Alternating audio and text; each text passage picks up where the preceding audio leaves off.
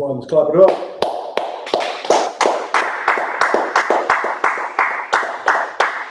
Shalom, Israel. We represent the Israelite School of Universal Practical Knowledge. Started out of 1 West, 125th Street, Harlem, New York, under the Commanding General Yohana since 1969. And we are here to edify the so-called Black, Latino, and Native American man, woman, and child. And tonight is the scripture breakdown class. You know what I'm saying? And we're gonna go ahead and go over these few scriptures right now about the brotherhood in this, especially in the Black and Latino and Native American community. You know what I'm saying? Right. Because we steady unaliving each other. You know, we just had one incident. I mean, you got our kids unaliving, trying to unalive their kids now and their parents nowadays. You know what I'm saying? I don't know if anybody know about Eric Bieniemy. He used to play for the Chiefs, I think it was. You know, he's a football player. You know what I'm saying? Supposedly his son just shot at his wife, his mother. You know what I'm saying? And it's just getting hectic. And that's because we don't have the whole armor of the Most High's, the whole armor of the Most High. You know what I'm saying? Bottom line. And the way we get that is through what? These scriptures.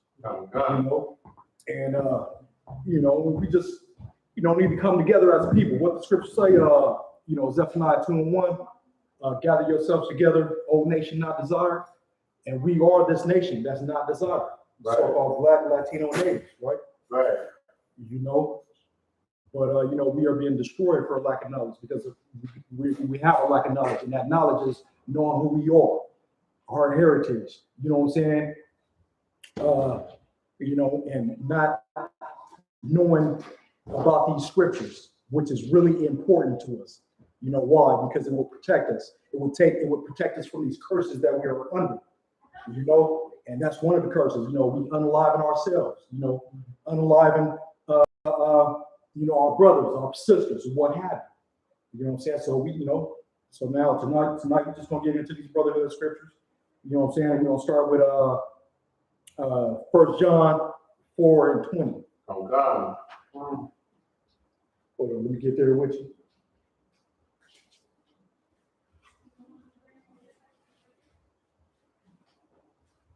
Oh, it's lucky. I'm Priest and Officer Nayat, holding it down for Ottawa. You know what I'm saying? He'll be back shortly. Proper scripture breakdown class. You know what I'm saying? So like you said, 1 John 4, 20, 21. Everybody got it? This is the book of 1 John, chapter 4, verse 20. If a man say, I love God, and hate his brother, he is a liar. See, and that's the thing, man. The majority of us, so-called Black, Latino, and natives, we all claim we love God. But the one thing we don't do, we don't follow his laws, statutes, and commandments. We got the Christian church and the Catholic church saying what? That's the way with. That is a lie. You know what I'm saying? And we claim we love the Father. Go ahead. For he that loveth not his brother, whom he hath seen, how can he love God, whom he hath not seen? That's it. You know what I'm saying? We claim we love the Most High. We haven't seen the Most High. We claim we love him, right? You know what I'm saying? But we are liars. Because why? We don't love our brothers. We're supposed to love our brothers, man.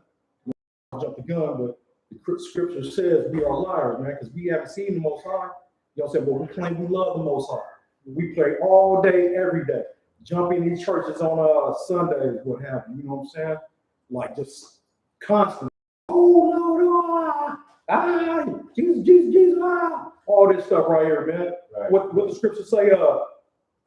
They speak with their lips and with their mouth, but their heart is far from me. Right. I'm paraphrasing. You know what I'm saying? And that's us.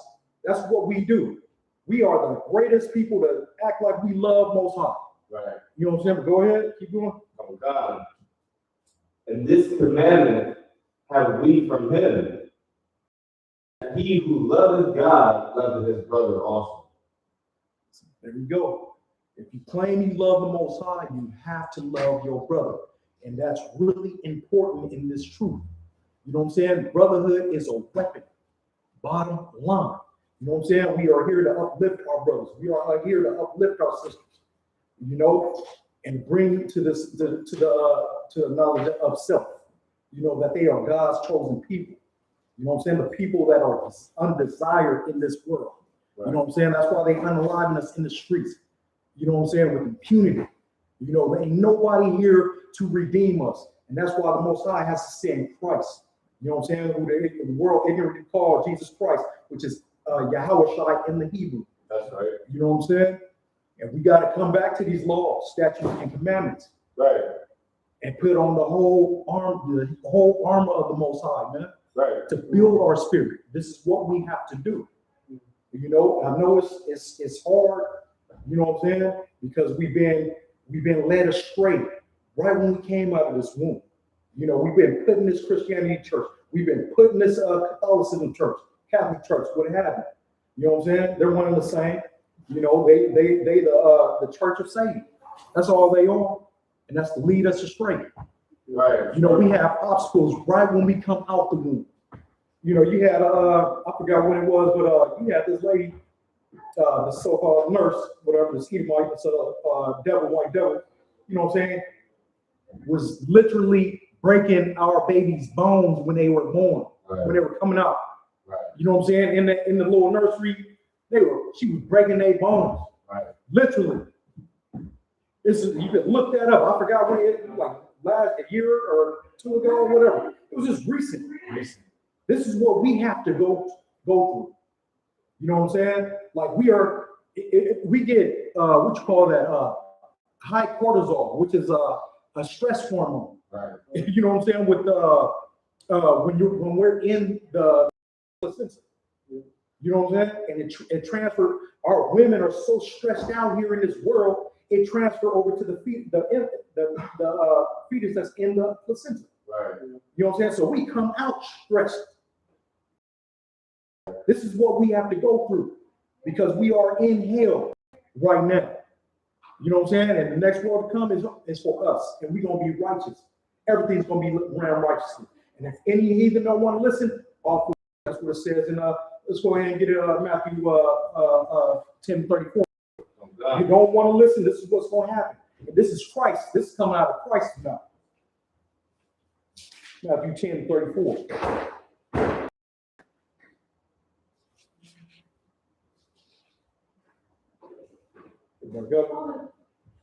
Oh God. Go ahead. The book of Matthew, chapter 10, and verse 34. Think not that I have come to send peace on earth. I came not to send peace, but a sword. But a sword. And he has to. He has to. Because this place is a cesspool. This place got none but unclean spirits. You know what I'm saying? As it states in Revelation. You know, what does it say? Foul birds. Paraphrasing. But you know, this place is foul. You know what I'm saying?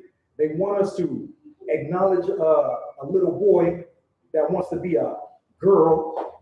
You know what I'm saying? They want us to acknowledge that. We got to acknowledge that in the workplace, or else we get laid off. What happened? You know what I'm saying? You got I just came across what's that basketball player's name? Dwayne Wade. This dude. I mean, now I know why the Most High. I mean, I know it's an abomination. You know, the way being what they call them, transgenders and shit like that, whatever, you know, living that alternative lifestyle, right? But you know, we gotta keep it cool, you know what I'm saying? You know what I'm saying? But I saw a picture, man, of the little dude. You know what I'm saying? He you know, he's big now. You know, he damn near tall as Dwayne Wade, right? But dude, I guess he got breast implants or something. And right then I knew that's why the Most High sent Christ, sent Yahweh with the sword. He got to set this place straight. Mm-hmm. You know what I'm saying? Bottom line, he got to set this place straight because that was an abomination when I saw it. Right. That was an abomination right there, man. And you got, let's not talk about Magic Johnson's. That big ass, what he said earlier, you know what I'm saying? What he said earlier, that big ass F, you know what I'm saying? Like, that shit is disgusting. You know what I'm saying? So we gotta, the most, we got, I can't wait. I cannot wait, man, to get this place straight, man. Saying how it's shot and come get this place straight, man. Because we are living in abominable times. You know what I'm saying? They're about to set it off with Russia. Can't wait. China, hurry up and get this shit cracking, man. Get it cracking. Right. You know what I'm saying? Because we know our time is close. You know what I'm saying? That's our freedom right here. You know what I'm saying? Because this world right here was next one, it's just made for us. It's gonna be, you know what I'm saying? We're gonna put everybody in their place, give them the orders. You know what I'm saying? If you don't want to listen, Matthew 10:34, off with the enemy. That's all. That's all. That's just. You know what I'm saying? It's not gonna be no slavery like the so-called white man, aka the devil that the Bible speaks of. That's right. You know what I'm saying? We ain't gonna go in and take your little girls and rape them. You know what I'm saying? Because they're sexual deviants. Right. You know what I'm saying? This shit's gonna be just. You know what I'm saying? Bottom line. But this is brotherhood. We gotta go out there and wake our brothers and sisters up. You know what I'm saying? Bottom line. Let's go to Matthew. It's like John 13:34. John 13:34. But like I said, man, this place got to go down, man, and it's gonna go down with nuclear warfare. That's how it's gonna go down, and we're getting close. We are getting close. You know what I'm saying? We don't know. I mean, shit. It could be 20 years from now. I can't make it though. I can't. But if it wasn't for the Most High, man, I would have been a vigilante. You know what I'm saying? Like, I would have been out there cracking heads already. Man. Right. You know what I'm saying? But we have to maintain, man, and strengthen our spirit. It says vengeance of the Most High. We don't condone anybody to go out there to harm anyone. You know what I'm saying? Come in here and learn who you are in the ISUPK, Israelite School of Universal Practical Knowledge. You got that? I'm gone. The book of John, chapter 13 and verse 34. A new commandment I give unto you, that ye love one another, as I have loved you, that ye also love one another. That's right. That's a commandment. That is a commandment. And like I said, the Christian church had said these commandments are done with. You know what I'm saying? These laws are done far from the truth. You know what I'm saying? They're here to stay. Like Christ said, think not that I come to destroy the law or the commandments. I came not to destroy, but to fulfill. Fulfill means to complete. And we got to stick with it. We got to stay in these scriptures right here and go out to the highways and byways and wake up our people. Right. Bottom line. You know what I'm saying? Is that it? That's it. Go to let's see. So Matthew 25:40. Matthew 25:40. Shalom, Yahweh Hashem Yahushua, Barakatah, Matam Yad, Officer Matam Yad, and Shalom, Shamar Alatah, Hashem Yahushua, to my rib. All right. Hey, Shalom, Yahweh Hashem Yahushua, Barakatah, Hollis, young man, Hollis. You know what I'm saying? Shalom. You got it? What is it? 25 and 40? Oh God. The book of Matthew, chapter 25 and verse 40. And the king shall answer and say unto them, Verily I say unto you, inasmuch as ye have done it unto one of these least of my brethren, ye have done it unto me. Let's see, when we see our people out there on the street, that's in need, you know what I'm saying? Like we do food and clothing drives. You know what I'm saying? We are doing that for the Father. We're doing that for the Father too, because those are his people, those are his kids, those are his children, right? You know what I'm saying? We see, somebody that needs some money out there on the street, you know what I'm saying? Our brothers and sisters. You know what I'm saying? What we do, we give them some money. You know what I'm saying? Because we're doing that for the Father. We have prison programs. You know what I'm saying? Doing that for the Father. You know, and that's brotherhood right there. You know what I'm saying? Our people need us. We've been oppressed here and we are lost. We are destroyed. You know what I'm saying? Physically and mentally. You know, and we need some uplifting, man. Right. You know, on a daily. You know, because we, you know, a lot of our people want to, you know, come into this truth. But they can't because of what? You know, they strung out on some type of dope. It's like if I may, it's just like something that's so heavy about the scripture. Water.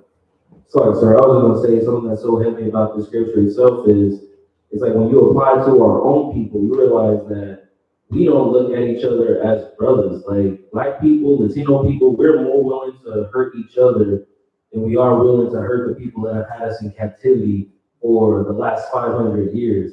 That's right. It's like I'm going out of my way to hurt this brother right here because he looked like me. That's right. And it's just like, when Christians read this, like what's so crazy about Christianity is that it makes it so that we don't look at each other and the things that we do to each other, we don't think of it as doing it to Christ. But we think that white people, as we do it to white people, that's like hurting Christ. You will never hurt a white person can walk together will be completely safe because anybody that's gonna try to do anything, they're gonna know it's like, oh, I can't hurt him. Mm-hmm. But it's just crazy that that's what's so heavy about the scripture right here. It's like, that's right. Right. Yeah. And the thing is, and how did they do it? Divide and conquer. You know what I'm saying? Back in slavery, what they do, they put the dark slave against the light slave. You know what I'm saying? You know, so on and so forth. That's how they got us, divide and conquer. You know, they let the so-called Native Americans have us as slaves. You know what I'm saying? What happened, what not. You know, they did a crafty counsel against our people to destroy us. And it's another thing, we are hurting inside. And that's why it's easy to unalive that brother that looked just like you. You know what I'm saying? Because we are destroyed, we are hurting. You know what I'm saying? This stuff is stress, man. Seeing our people the way they did, they what they call it. You know what I'm saying? It goes all the way back to slavery, man. And it affects us till this day. You know? And it's a sad thing, man. And a lot of people, you know, and especially our own people, they say, oh, all white folks ain't bad or something like that. Nigga, we don't have time to figure out which one's good or which one's bad. We gotta fix ourselves. You know what I'm saying? Uplift ourselves. That's what we gotta do. Bottom line, we don't have time to be thinking about that. You know what I'm saying? What they say, you know what I'm saying? You got 50 poisonous snakes and 50 unpoisonous snakes. You know what I'm saying? You want to jump into that pit and see which one's the poisonous one? Hell no. I'm gonna leave them all right there by themselves and go do what I gotta do. Right. You know what I'm saying? That's build my people, man. You know what I'm saying? And there's nothing wrong with that. Everybody else build their people. You know, Asians can go work out an Asian spot, nobody say nothing. Right. You know what I'm saying? Ethiopian can go work out Ethiopian spot, nobody say nothing. Right. But when it comes to us, you know what I'm saying? Oh, we the racists. We're racist because we want to go work with all the people. You know what I'm saying? You know how many times I had to hear a stupid ass white dude, hey man, you know, there's one time I came across this, you know, it was me and my black friend, and we went to a club, and these guys called him a nigger. All this time, nigga, I was like, I'll let him talk. Nigga, I heard this like 100 times already at different jobs throughout my lifetime. I had various jobs, how many jobs? Heard the same shit. You know what I'm saying? And it's like, damn, nigga, you just want to say the word nigger to me, see how I respond to this shit, act to this, you know what I'm saying? React to it. You know what I'm saying? It's crazy. It's that that's all they think about. That's all they think about is us. And this nigger shit, it's black and white shit. All damn day. You know what I'm saying? Like, it's crazy. It blows my sluggy. It blows my mind. You know, it blows my mind, man. It's lucky. You know, but like I said, man, it's divide and conquer, and they did a great job. They did a great job to our people, man, to the point to where we're out here trying to uplift our people with these scriptures right here, and they fight against us. They want to come against us. You know what I'm saying? And we become to our own family, we become a black sheep, right? We become the black sheep. You know what I'm saying? But hell, I'd rather become a black sheep than a sheep led to the slaughter. Right. You know what I'm saying? like for real. And it's only because they want to stay in they filth. They want to stay in that sin. They want to stay wrapped in that sin, man. And what? Just eat pork, eat shrimp, crab, lobster. Right. You know what I'm saying? And then love white people. You know what I'm saying? Like they showing they don't love your ass. You know what I'm saying? Look, this is how it's supposed to be. You know, our people were supposed to be out here, you know what I'm saying, and have whatever they have, you know what I'm saying, what have you. I'm speaking hypothetically. You know, if let's say we had furs or something like that, or hella cattle and shit like that, and this people over here had wood, lumber, whatever, you know what I'm saying? That's how we're supposed to come together and conduct business and go back doing our thing. You know what I'm saying? It wasn't supposed to be come together. You know what I'm saying? What was that scripture? What does a lion have to do with a deer or what have you? I'm paraphrasing. You know what I'm saying? They don't come together. That lion's about to eat that deer up. You know what I'm saying? Bottom line. And that's how it's supposed to be. And you don't understand that? Everybody else but the so-called Black, Latino, and Native American. Right. Everybody else know that shit. But you know when they do know it too? When they go to the pen. Right. When they go to, oh, I'm supposed to be over here.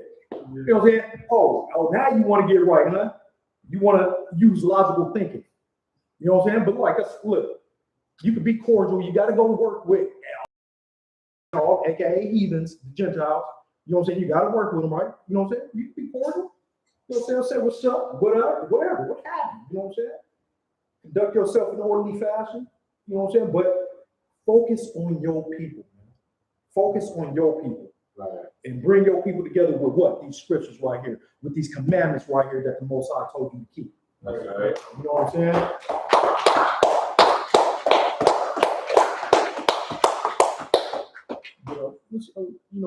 Let's get Deuteronomy 28 and 1.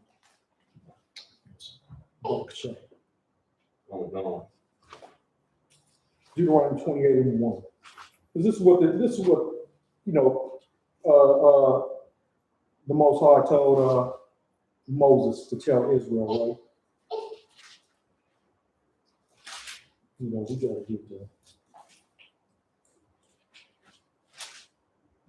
Everybody got it? Sorry. No, 28 and 1. 28 and 1, yeah. Look at Deuteronomy chapter 28, verse 1. And it shall come to pass, if thou shalt hearken diligently unto the voice of the Lord thy God, to observe and to do all his commandments, which I command thee this day, that the Lord thy God will set thee high above all nations of the earth. And that's how you know we Israel. You know, we the salt of the earth. He said he'll put us above all other nations. And what we at today? We at the bottom. But yet, all the other nations that we greater than them, we the salt of the earth. Can't nobody do what we do. Look at all the inventions, all the the stoplight. You know what I'm saying? Like all the helicopter. A lot of people don't even know that. Cell phone. Don't even know that it comes from us. You know what I'm saying? We created so many things, man. So many things. And here it is. We got these Johnny come ladies can come. I'm gonna say it fresh off the boat and come over here and start a convenience store and send their kids to college. Right. Like, are we that incompetent? We can't run no convenience store? No, but we can't. It's just we are just systematically destroyed. You know what I'm saying? Being oppressed in this place, man, called America, aka Babylon, land of confusion. Right. That's what this place is. You know what I'm saying? It's a place to hate God's chosen people. But he said, if we hearken to his law, statutes, and commandments, these commandments, we will be above all people. But what we do? Go to 15, drop down to 15. So, verse 15. But it shall come to pass, if thou wilt not hearken unto the voice of the Lord thy God, to observe, to do all his commandments and his statutes, which I command thee this day, that all these curses shall come upon thee and overtake thee. Cursed shalt thou be in the city, and cursed shalt thou be in the field. Mm-hmm. And let's look at of course, what it say in Isaiah 50, go to Isaiah 50 and 51 and 20, I believe it is. You know what I'm saying? Because look, cursed shalt thou be in the city, right? Are we not at every corner in every major city? Some cities is worse than others. You know what I'm saying? We're at every corner like a wild bull in the net, caught in the net. You know what I'm saying? And then the field, look at the field. You know what I'm saying? We cursed in the field as well. Do we not have ICE agents taking our brothers and sisters off the field, literally, and putting them in cages while they're working in the fields? Ain't nobody else gonna do this job. So why you messing with these people, man? Because they don't have the right paperwork. Shit, you might as well say white paperwork and shit, because it's a devil, white man, the devil that Bob speak of is hindering them from making a living. Go ahead. Why keep my mail so heavy? But what you're saying is, even on top of that, Like with Trump getting rid of all the over 300,000 black women that work in the federal government. Right. It's like most of, I can promise you, most of them love white people. But that didn't stop them from being cursed and their slave, being taken out of that. That's right. That's right. You know, it's heavy too, because what's Cap was just talking about it, dude from ESPN. He cried. He literally cried because he lost his job. right? He cried. I forgot his name, man. It was on the tip of my tongue too. Man, this dude cried. Dude, what are you crying for? I mean, tears. What are you crying for? You gonna get another job, man? You can start your own. You already got made a name for yourself. You on ESPN. You see all these. You got mush mouth niggas right now making money. Ain't saying nothing. That's why I call them mush mouth. You know, mush mouth on Fat Albert. You know what I'm saying? They ain't saying shit. They're making millions. Right. Making money. Right. You know what I'm saying? It's a land of opportunity right now, but because this social media stuff is a two-edged sword. You know what I'm saying? It's leading people astray. It's like, so really, Pass the class over.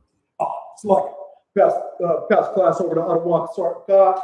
Right. It's going to 5,000. Sorry, Khan. Yo.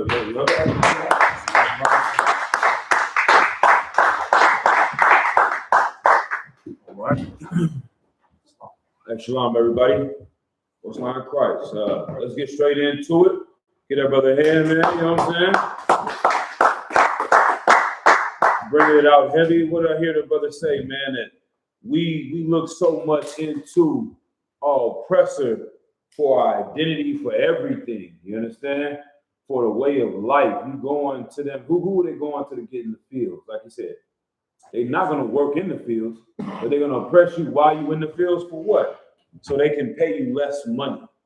That's it. When they start to see Latinos come up and ask and demand for more rights, they want to bring the price down. How do you bring the price of dope up in the hood? Because of drought.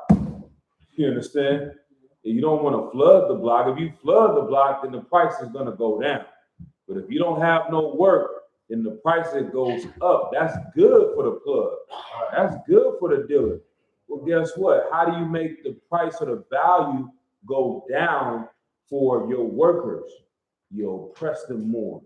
You make them scared. You make them want to run. That's why heroin is so expensive. Because if you get caught with it, you're doing life. You understand? Fentanyl and all that. So it's more risky to get it than you face more time. So guess what? I'm not about to get this to you for $5. I just put my whole life on the line, nigga. This shit is going for $100 a gram. You know what I mean? That's what it's gonna go for. So the same thing. You want to make sure that you don't have to pay Latinos money, then you got to make it hard for them to be in America. You got to get them out of here so it's not a lot of workers. So whoever's getting a job, I'm gonna pay you whatever I want to. You understand? All right. But any questions before we get going?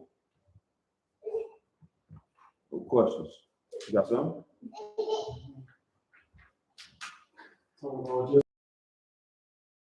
As I said to you earlier about losing, Okay.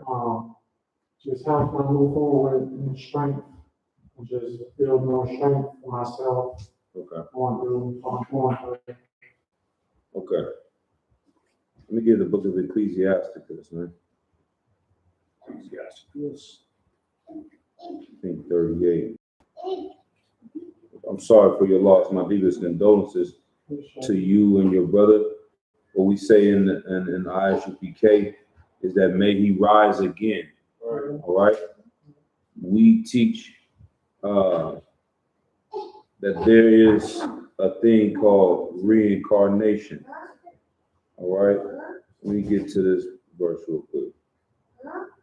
Let me see if you know what I want. Let me see if that's it all.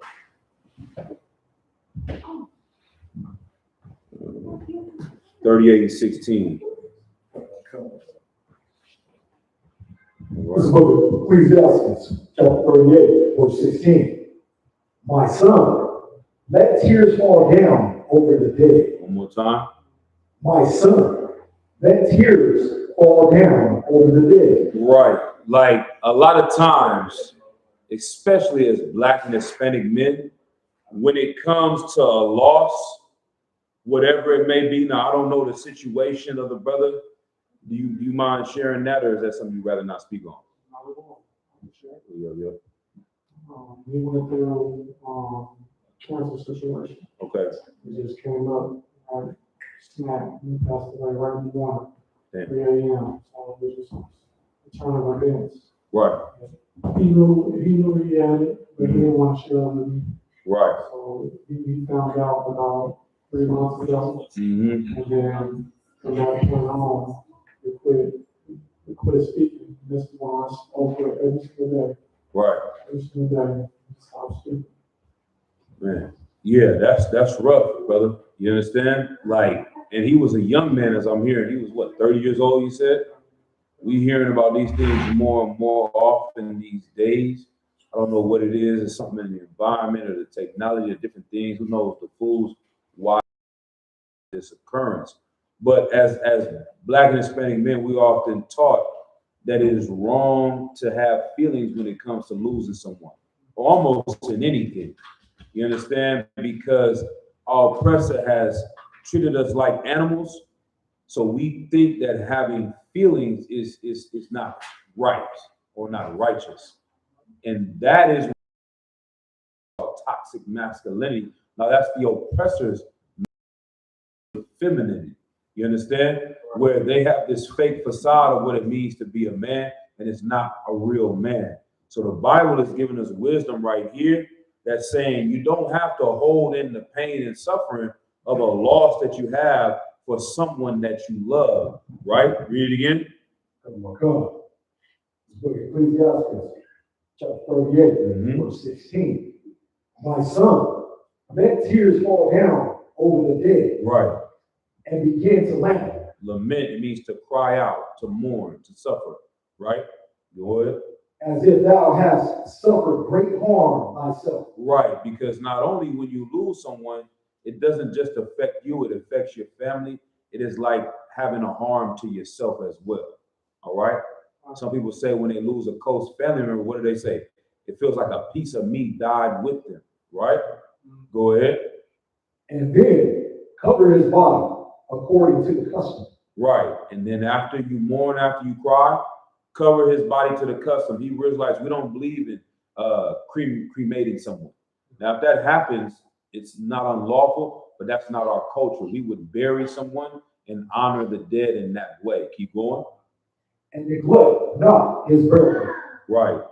You know, make sure he has a proper about a brother named Tobit. During his time, the oppressor slave masters would go out and kill our brothers and sisters and leave them in the streets dead. And they would let their bodies rot as a way to put fear in other people. But Tobit would go out and pick up those bodies and put them in the ground and give them a proper burial because you honor and respect the dead. It's a movie from the 90s called Boys in the Hood. The young kids, the first scene, he said, you want to see a dead body?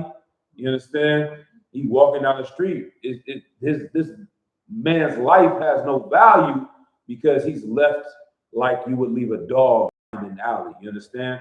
But if you respect and love someone, you're going to honor them. And go ahead.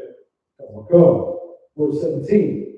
Weep bitterly and make great moan and use lamentation as he is worthy. Right. Like to deny the ability to mourn and cry for someone who is worthy of that, someone that you love for, that you care for, it is almost wrong to not mourn for that person. Right. And we deny ourselves oftentimes thinking that we're being strong in mourning someone But what do we do in our strength? That's a facade. We get high. We turn to drugs. You understand? We try to escape. We become violent. You're going to go to a bar and you're going to start a fight with someone because you want to escape the pain that you're going through. That's what happens. They talk about, we have these RIP shirts, you know what I'm saying? When somebody died in the hood, Oakland, all these different things, the teachers start to know. They say, okay, if Jamar has a shirt and it says RIP because his friend just died, leave him alone this week because he's going to beat the teacher up. You understand? They start to understand that. But we do these things as a response to our pain because we want someone else to feel our pain.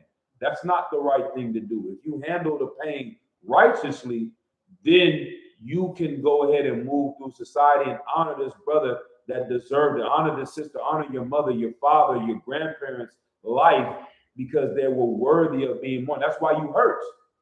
You don't hurt when they just, what was the devil that just died? His name, what was it called? I remember his name. I forgot he died a couple weeks ago. The senator or something. See, none of y'all know. I don't know. His name was Gary or what was his name? Would it be Ashley Graham? Yeah, Larry Graham or Ashley Graham, something like that. Something Graham, some devil. Who in here is sad about that? Who want to go fight about that? People were ready to celebrate his death. You understand? Because he was an evil man. He's an evil bastard. Nobody cares, man. But your brother that you grew up with, from knee-high to a grasshopper, that pain that you have, we gotta let it out. You understand? In a righteous way. Keep going.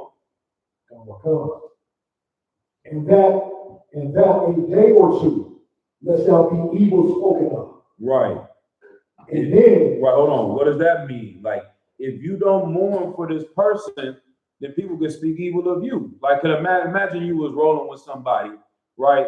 And y'all in the streets and y'all rolling, and he ended up getting killed, knocked down. They see you and you ain't feeling no way, you ain't crying, you ain't mourning. They be like, did you have something to do with that? Was y'all beefing? It might be something else. Big mama died, you ain't cry, you don't care. You must have hated her, you understand? So that's what he said, unless evil be spoken of me. Keep going. God. And then comfort thyself for thy heaviness. Right, comfort yourself. How do you get comfort, Akim? How do you comfort yourself? Go ahead. Brotherhood. Give them a hand. You understand? Brotherhood. You know what I mean? Coming around your brothers and your sisters, you able to share in this pain and suffering with each other. You understand? When you going through something, we're going through something. When we celebrate together. And when we mourn together. You understand? Keep going. Oh my God. Verse 18. For of heaviness cometh death. Mm-hmm. And the heaviness of the heart breaketh strength. Right. Yeah, depression. Those things breaketh the strength of a man. Keep going. Your heart is your mind. Read. Come on. Verse 19. In affliction also sorrow remaineth, and the life of the poor is the curse of the heart. Right. Keep going. Verse 20. Take no heaviness to heart, drive it away, and remember the last end. Right. Like, take no heaviness to heart. You can't stay in depression. That's another thing. So we learn how to mourn in certain ways in this society, but we don't stop. Now we got to celebrate every year the day the person died. Now we got to get together and wear Big Mama's favorite color every, you know what I'm saying, Christmas, and set out a plate for her. And that's not what the Lord wanted you to do. There's a time and a place for everything. There's a time to mourn and it's a time to celebrate. You understand? And when we get to that understanding after the mourning, you start appreciating that person's life and you can celebrate them while they was here. But if you don't do that, what are you going to do? You're going to fight the living.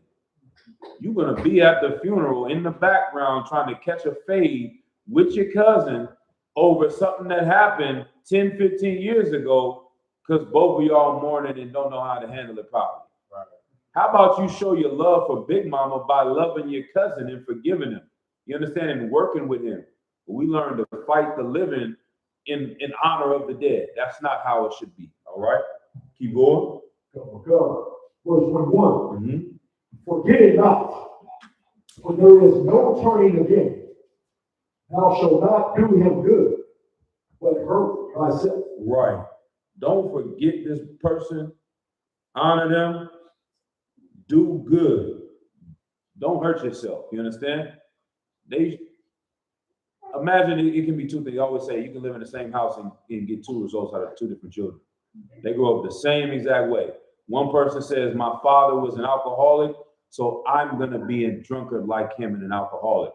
The other kid says, my father is an alcoholic, and I'm never going to drink, and I'll never be an alcoholic.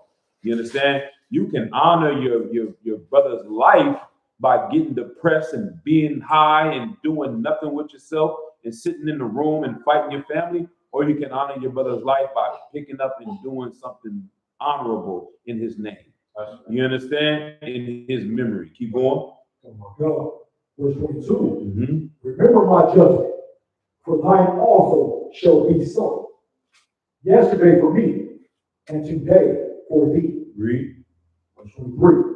When the dead is at rest, let his remembrance rest, and be comforted for him. Right. When his spirit is departed from him. Right. And after that, now you've gone through this phase, let the brother rest. Say, okay, we want this brother to rise again. That is the biggest difference between what the Bible really teaches and the Christian church. The Christian church teaches you uncertainty and doubt about death. Give me Ecclesiastes chapter 3. All right. And then you have more questions if you want to get a little bit more specific. But basically, when they teach that you can go to heaven or you can go to hell, everybody that we know that dies all go to heaven at every funeral. Every pastor gets paid to tell the family that your family is going to heaven. But your cousin shot 4 people last week, and it's the reason why he got shot this week. So in the back of your mind, you're thinking, yeah, he might not be going to heaven. So now you fear death. All that uncertainty and all that doubt about what happens is a fear tactic slave masters used against us, man. So you don't know if I have to do what he tells me, then maybe I can go to heaven. If I don't do what the white man tells me, then I might go to hell. If I'm living this way, I might be in a better place. If I'm living this way, I might be in a worse place than this. It keeps you on edge. But the understanding of the truth is that we will rise up. You understand? And we've been here before. We come back. We say it about the kids. You see them all the time. Black folks say, he's been here before. She's been here before. She got an old soul. That's in the Bible. You understand?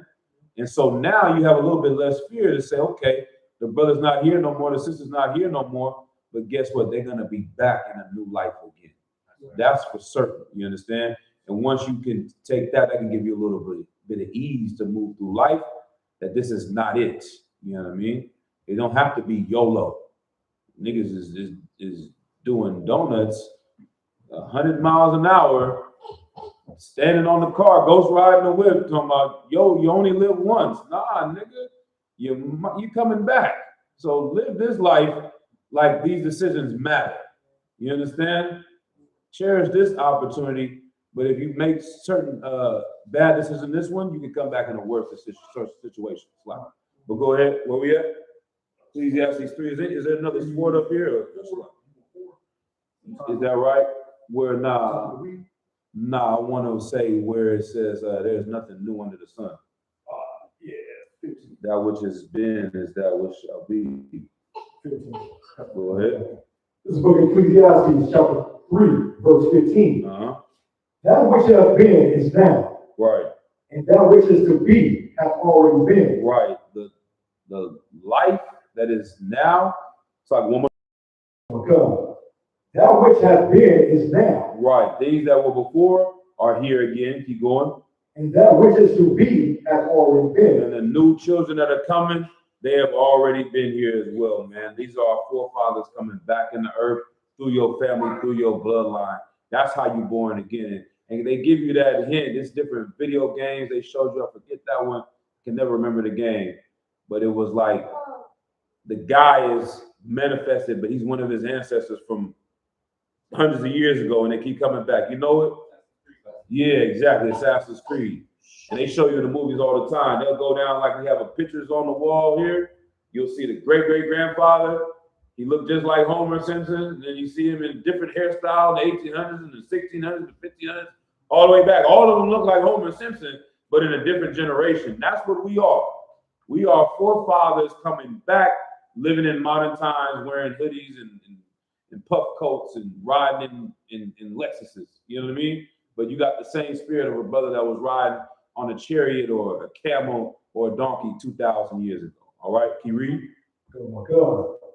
And Yahweh required that which is past. Right, the Lord is going to require what you've done in the past in the life that you live now in the future. Keep going. Anything else? So, judgment. Yeah, go to that one too. Come That's on. good enough.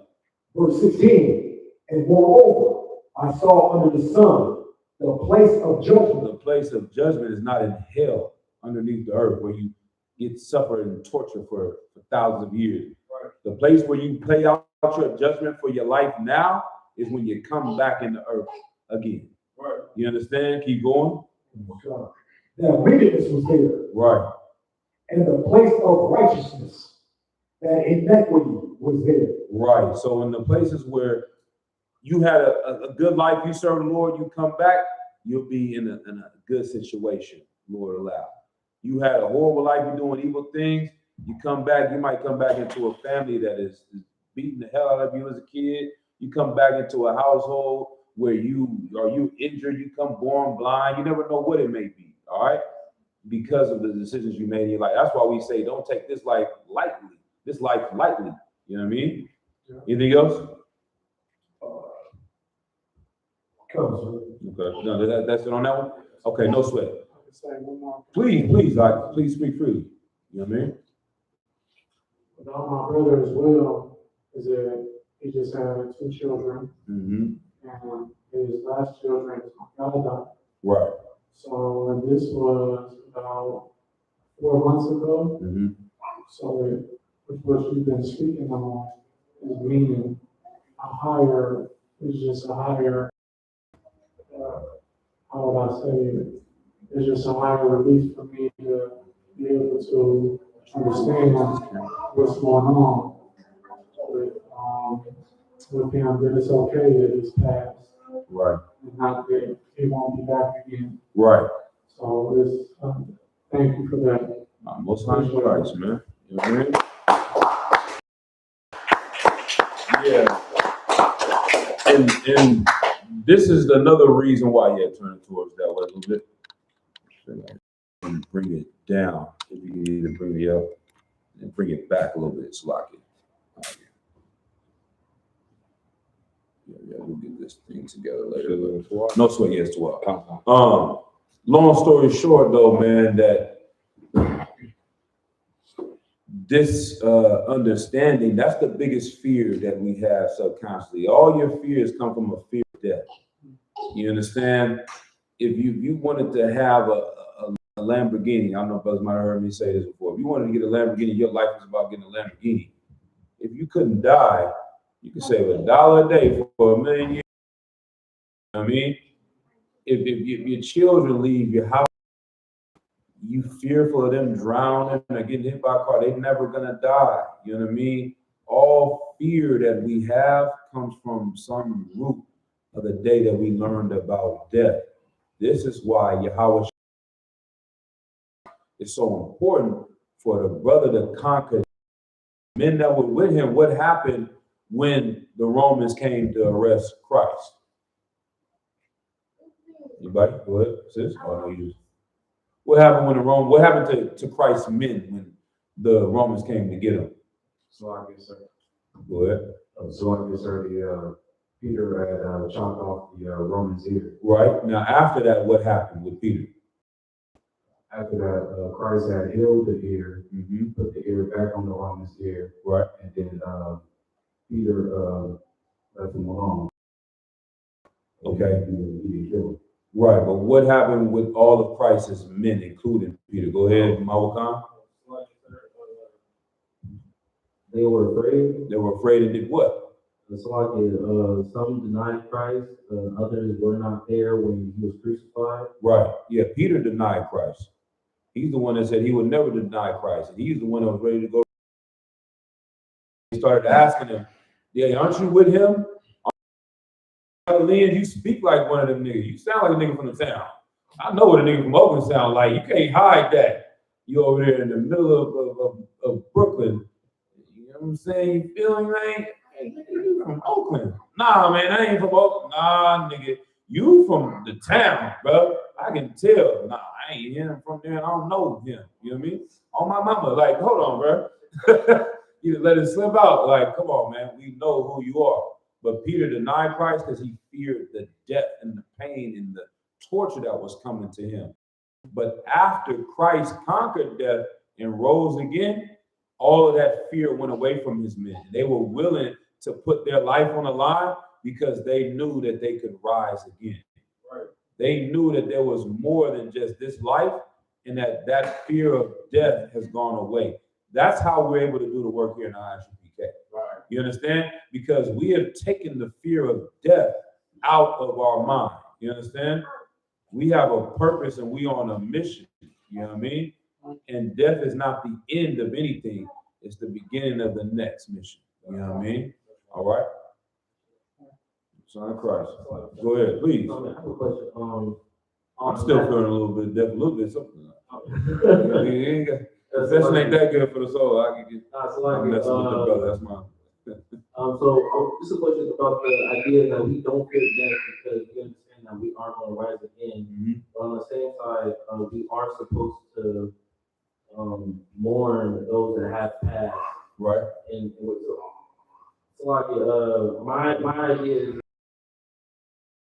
is it wrong for us to not feel it because we understand that brothers are going to rise again? I definitely hear what you're saying. So what I would say is this, right? You mourning the life of the person and you are missing that you're not with them anymore currently. But where it goes wrong is when it becomes a deep form of depression and they become your God. You understand? That's why they have Mac Dre Day every year. Right. Because he's become a God to you now. And that his life means to you in death than the people that are living. Right. You understand? And then you worship that person and honor them more than the most people gonna do on Mac Dre Day. Let me know. Somebody call it out. There you go. What else? You're gonna pop a thiz in the memory of Mac Dre. Now the Lord don't want you to do that, but you honoring him by sinning against the Lord. Right. You understand? That's where the world goes wrong. You know what I mean? And so if they could have this understanding that for one, this person is gonna rise again, we need to just let this go at some point. It's a mourning time. The Bible says a certain amount of time. Not specifically, but it tells you about 7 days to 2 weeks for mourning. Then you gird up your loins, you pick up yourself. Tension of this time of never getting out of properly mourn them initially, right? Because you do are no longer here, you can't reach out to them. But at some point in time, you start to get out of that and you accept that they're coming back and you have more to do on earth with the living. Because God is the God of what? The living, not the dead. You understand? All right. Anything? Go ahead, please. One for that answer because I was absolutely perfect for the answer, and it just made me think about it. It's like that's exactly what our people do when people pass away, like Haitians, Jamaicans, Puerto Ricans, Dominicans, Mexicans. They go to the shrine. Right. That's what they call it. They say this is the shrine. Right. To my dead family, my grandpa. So you gotta bring out the favorite drink and meal and set the plate for them. People start having dreams. They talking to grandma. That was a dream about grandma. I did not come visit you in your dream life. That is your mind remembering her and creating a dream. Her spirit is not, it's not over here. There's no ghosts. Right. How we know ghosts are not real? Paul Mooney said it great. Captain Zara said it the other day. If ghosts were real, slaves would be coming back kicking white folks' ass every day. You know what I'm saying? And Big Mama ain't up in the sky watching you. She watching you over your shoulder only when you need her to. She ain't watching over your shoulder when you watching Pornhub. You trying to turn grandma picture over and she in the room with me. You dealing with your woman, you know what I mean? Grandma in the room now? Like, that would be hell to live if every goddamn day of your life, Big Mama in the room with you, man. You been rolling. Come on, go ahead. Like it. Angels are though. Right, yeah. And that's all right, we'll talk about that. That is important. Hopefully when you're dealing with your woman, they take a break. They had to watch the car and do unlawful things, and about just to report it to the Lord. But, you know what I mean? But Salaki, let's go on to the next. Go ahead, Salaki, are tombstones, are those unlawful? Or Tombstones, like unlawful? Nah. Give me that pyramids, Mawakaki. You find it?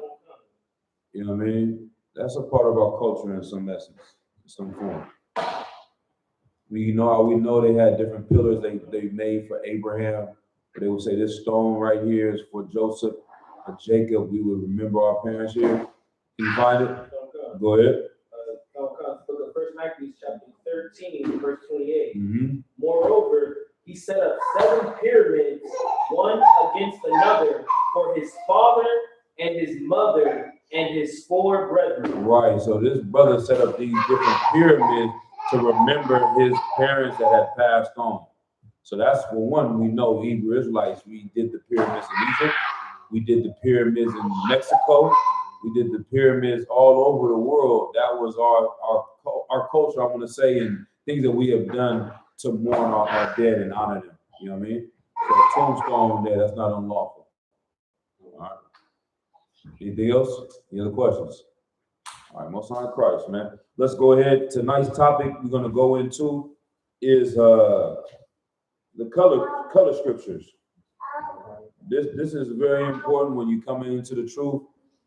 General Hyman, they asked the brother, they said, if you were a new person coming, or if you had a new person coming into the truth, what Bible verses or what topic would you teach them? You understand? He's like, the color scriptures. That's why it's first on the officer's test. You understand?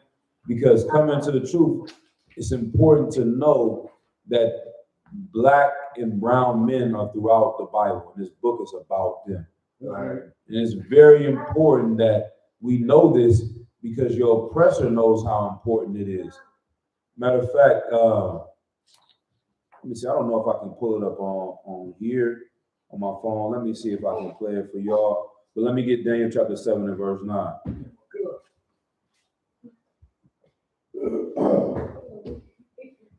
I'm not able to plug into the speaker. I might put it on here real quick. I got it. It's the book of Daniel, chapter 7, verse 9. I beheld till the thrones were cast down, and the Ancient of Days did sit. Right, Daniel's having a vision of the Most High.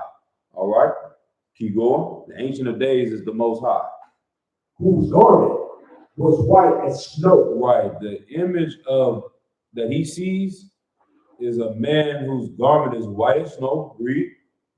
And the hair of his head like a pure wool. Right, this brother who he sees as the Most High had woolly hair. He sees a black man. Why is that important, right? Because we know it says that we were made in his image, right? The spirit of our oppressor is the spirit of the devil. That's why we say Satan. We say the white man is the devil the Bible speaks of, because their spirit is the spirit that Satan has. The black man has the spirit of the Most High. If you would see the Lord, he would be a nigga. You understand? Because he has the spirit of a black man. All right? Or we have the spirit of his, which manifests as brothers. You know what I mean? Keep going. Oh my God. His throne was like the fiery flame. The fiery flame, yeah. It's like fiery flame. And his wheels as burning fire. Right. The Lord is sitting on a chair of fire. You know what I mean? Showing his power. Keep going. God. Verse 10. All right, no sweat. Go to Revelations 1 and 13. God.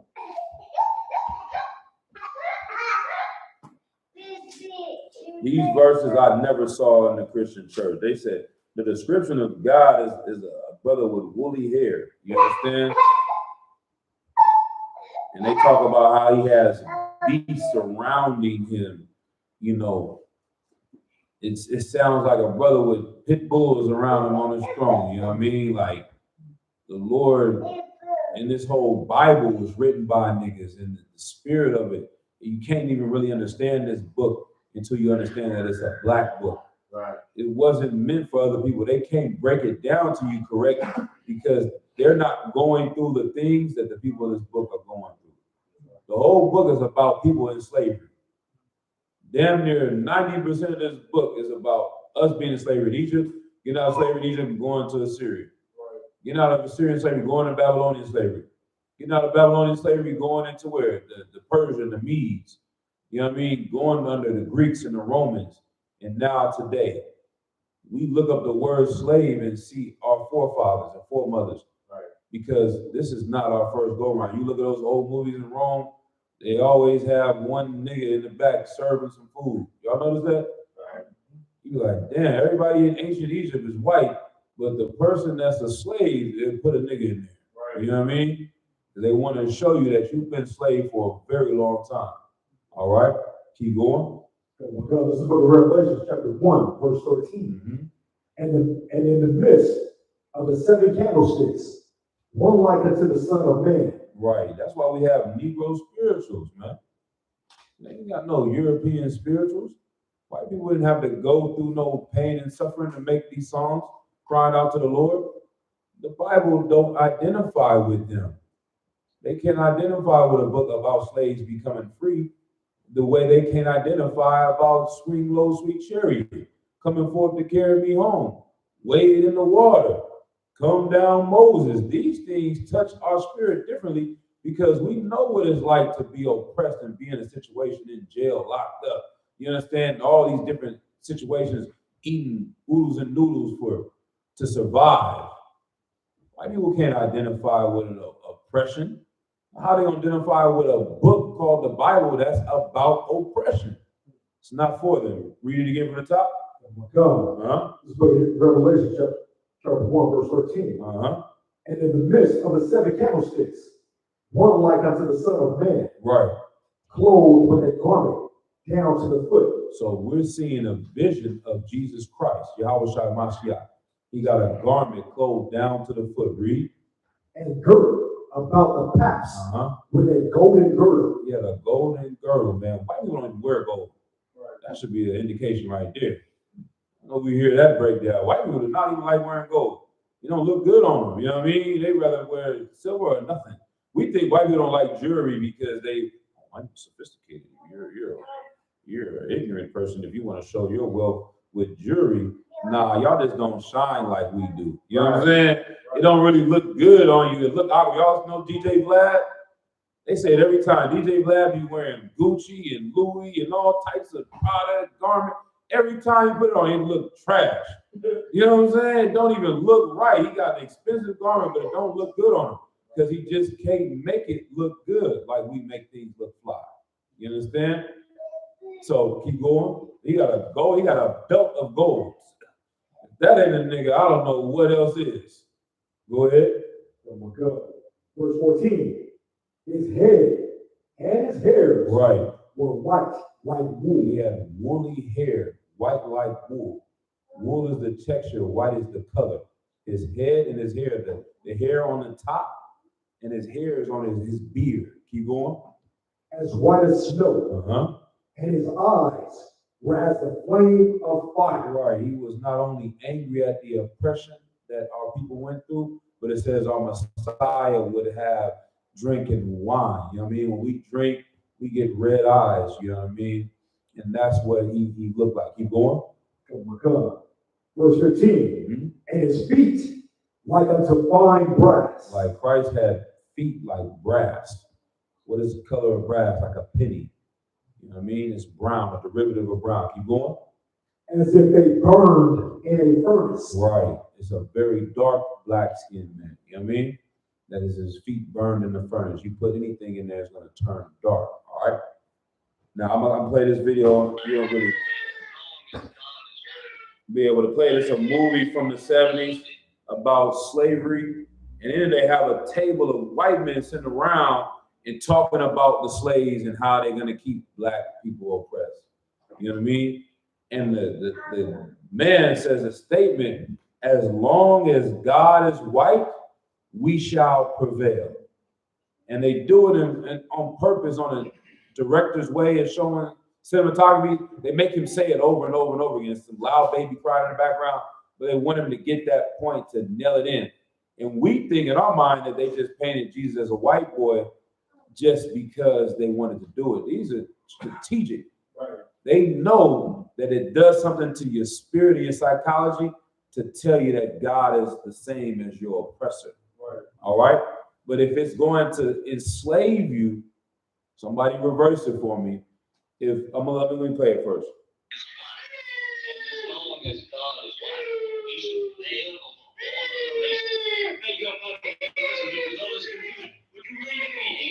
God is white, and as long as God is white, we shall prevail over all other races. Thank you. Mm-hmm. So if that's gonna allow them to prevail over other races, what's the reverse of this? Go ahead. Most High is white. Mm-hmm. We gonna prevail over all other races. You understand? So Most High in Christ, you know what I mean? It's gonna be one or the other. We serve the God of the niggas, the nigga God. Listen to Filthy Rich, they love the pimp God. Everybody got a different God, you know what I mean? They want to worship and serve. The basketball gods and all this, and then give me the God of the niggas, man. Right. That's who I want to serve. The one that is going to be able to make nothing out of something. That's what we do. We've always done it. We move in a different spirit. And it just the light things that we do, the way we walk, the way that we talk, all those things is God's light in a lot of ways. A lot of those ancient Egyptian gods and different great men in Greece and Rome, those were real men. And they honor them and remember them because they did such great things. Like 100 years from now, 20 years from now, Michael Jordan would be a god. They would have a statue to him. They already do it now. You understand? But they wouldn't just say he was a man. They would say, nah, there was a nigga that could fly. You understand? And he would jump in the sky and he could jump over men. You know what I mean? And then it would grow and grow and grow to the point that eventually the white man would say his name wasn't Michael Jordan. His name was Michel Chardon. And he was a Frenchman. And they would turn the picture to a white man and they would say that this is a God. We're going to worship him. All right? But that's what they've done historically. Keith, let's go to Daniel chapter 10, verse 5. We're going to go back to the book of Daniel.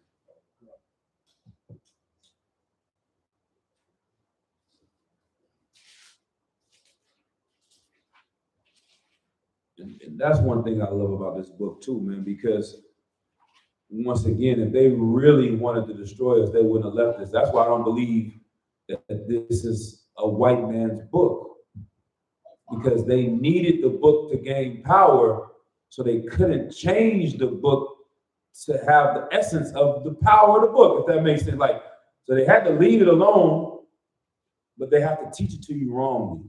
Right. You understand? And the best way they can do is like rebranding. They want to rebrand the Bible and use that to destroy us. But it's right in front of us the whole time that this book is for us. Go ahead. Hey, well, go. This book of Daniel, chapter 10, verse 5. Right.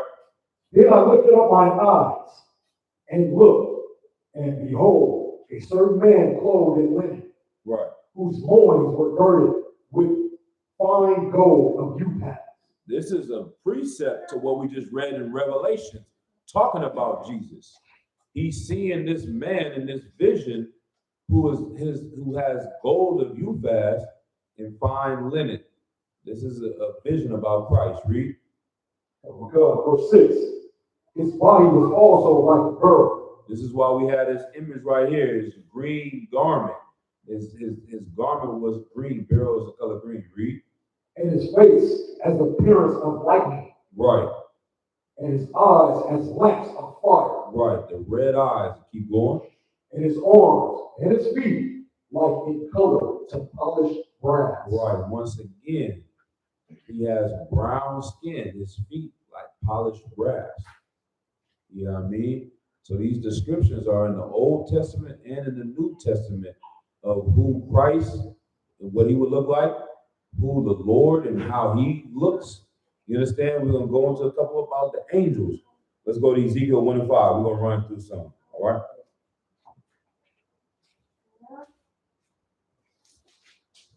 Well, I remember hearing a story about a family member, and their kid went to elementary school. And the people were asking them, okay, today's culture day. And the Asians come up and they talk about their culture and what they dress and what they eat.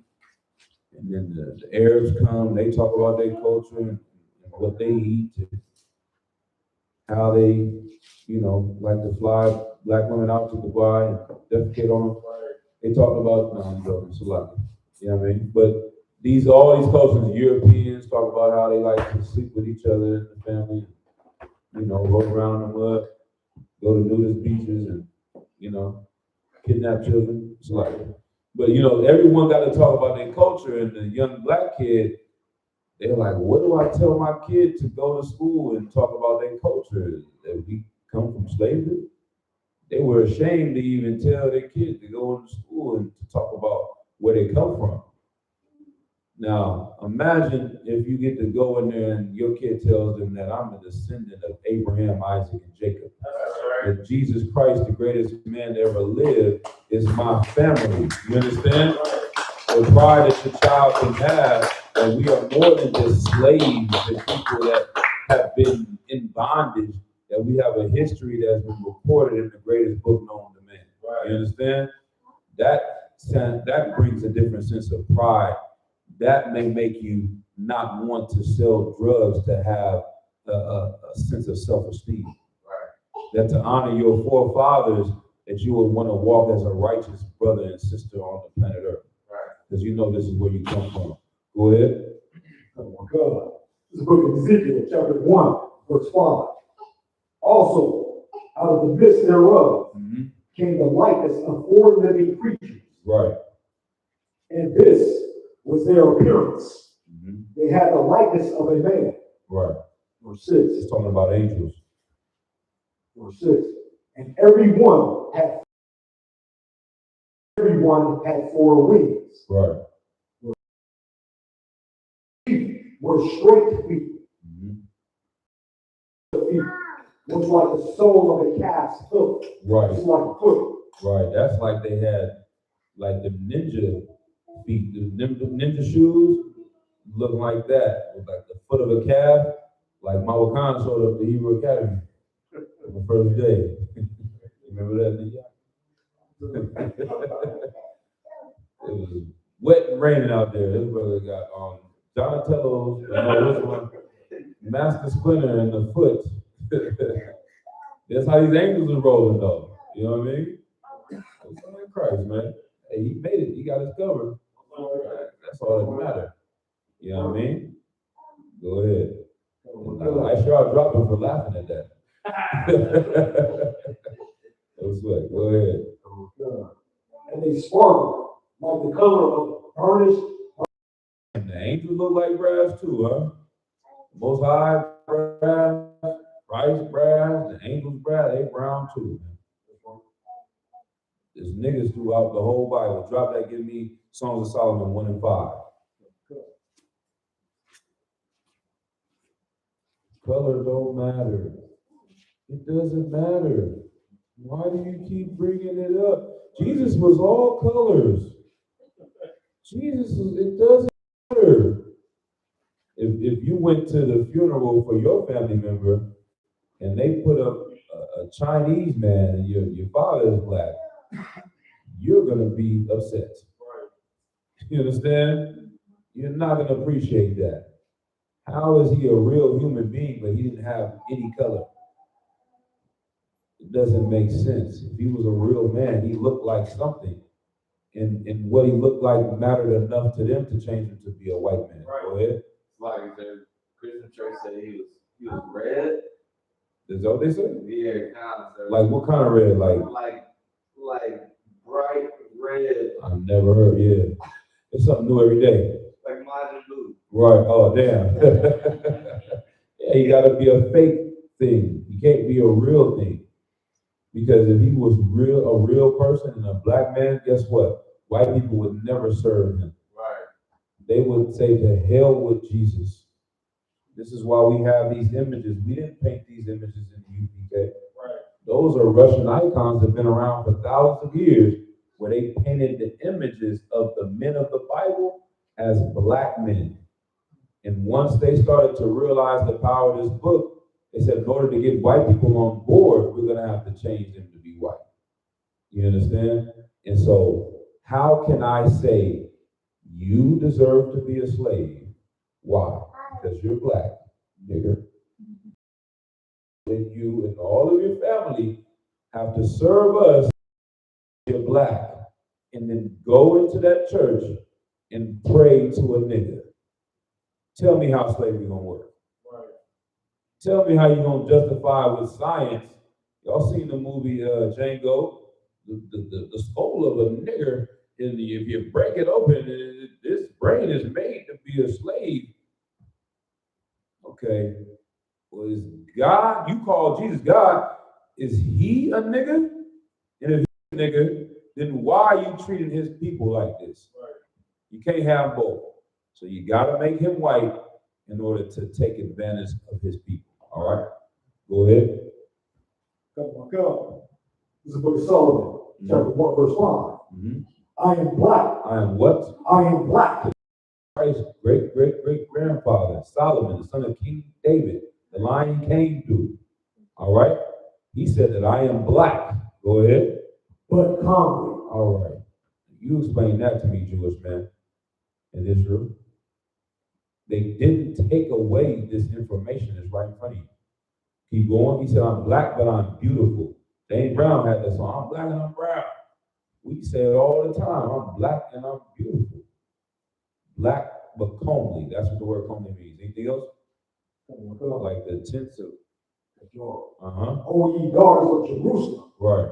As the tents of Kedar. Right. These type of Middle Eastern tints, very black and dark. That's what he is saying his skin is like. All right.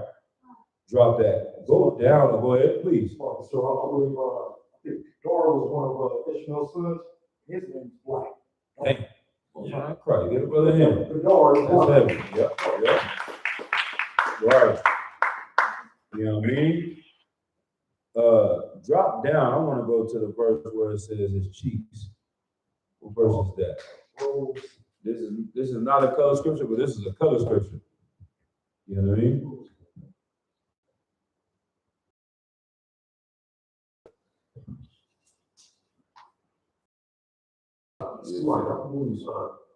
Was it 12? 10. Okay, yeah, slap it. Read This out. is book of Solomon, chapter 1, verse 10. Thy cheeks are comely with. Right. He's also saying that he got gold teeth. Gold teeth is in the Bible. His cheeks are comely and beautified with rows of jewels. Keep reading. Thy neck with chains of gold. Okay. Come on. Show me. The only white people that like wearing gold chains is Italians. And everybody know they the niggas of white people. You know what I'm saying? I don't know. They wear gold chains. And other than them, you know what I mean? But we wear gold chains, you know what I mean? That's what we're known for to this day, because it's in our spirit. And it's in the Bible, it's documented in the Bible that we had gold teeth and chains on back then, you know what I mean? Go ahead to the next one, go to Job chapter 30, verse 30.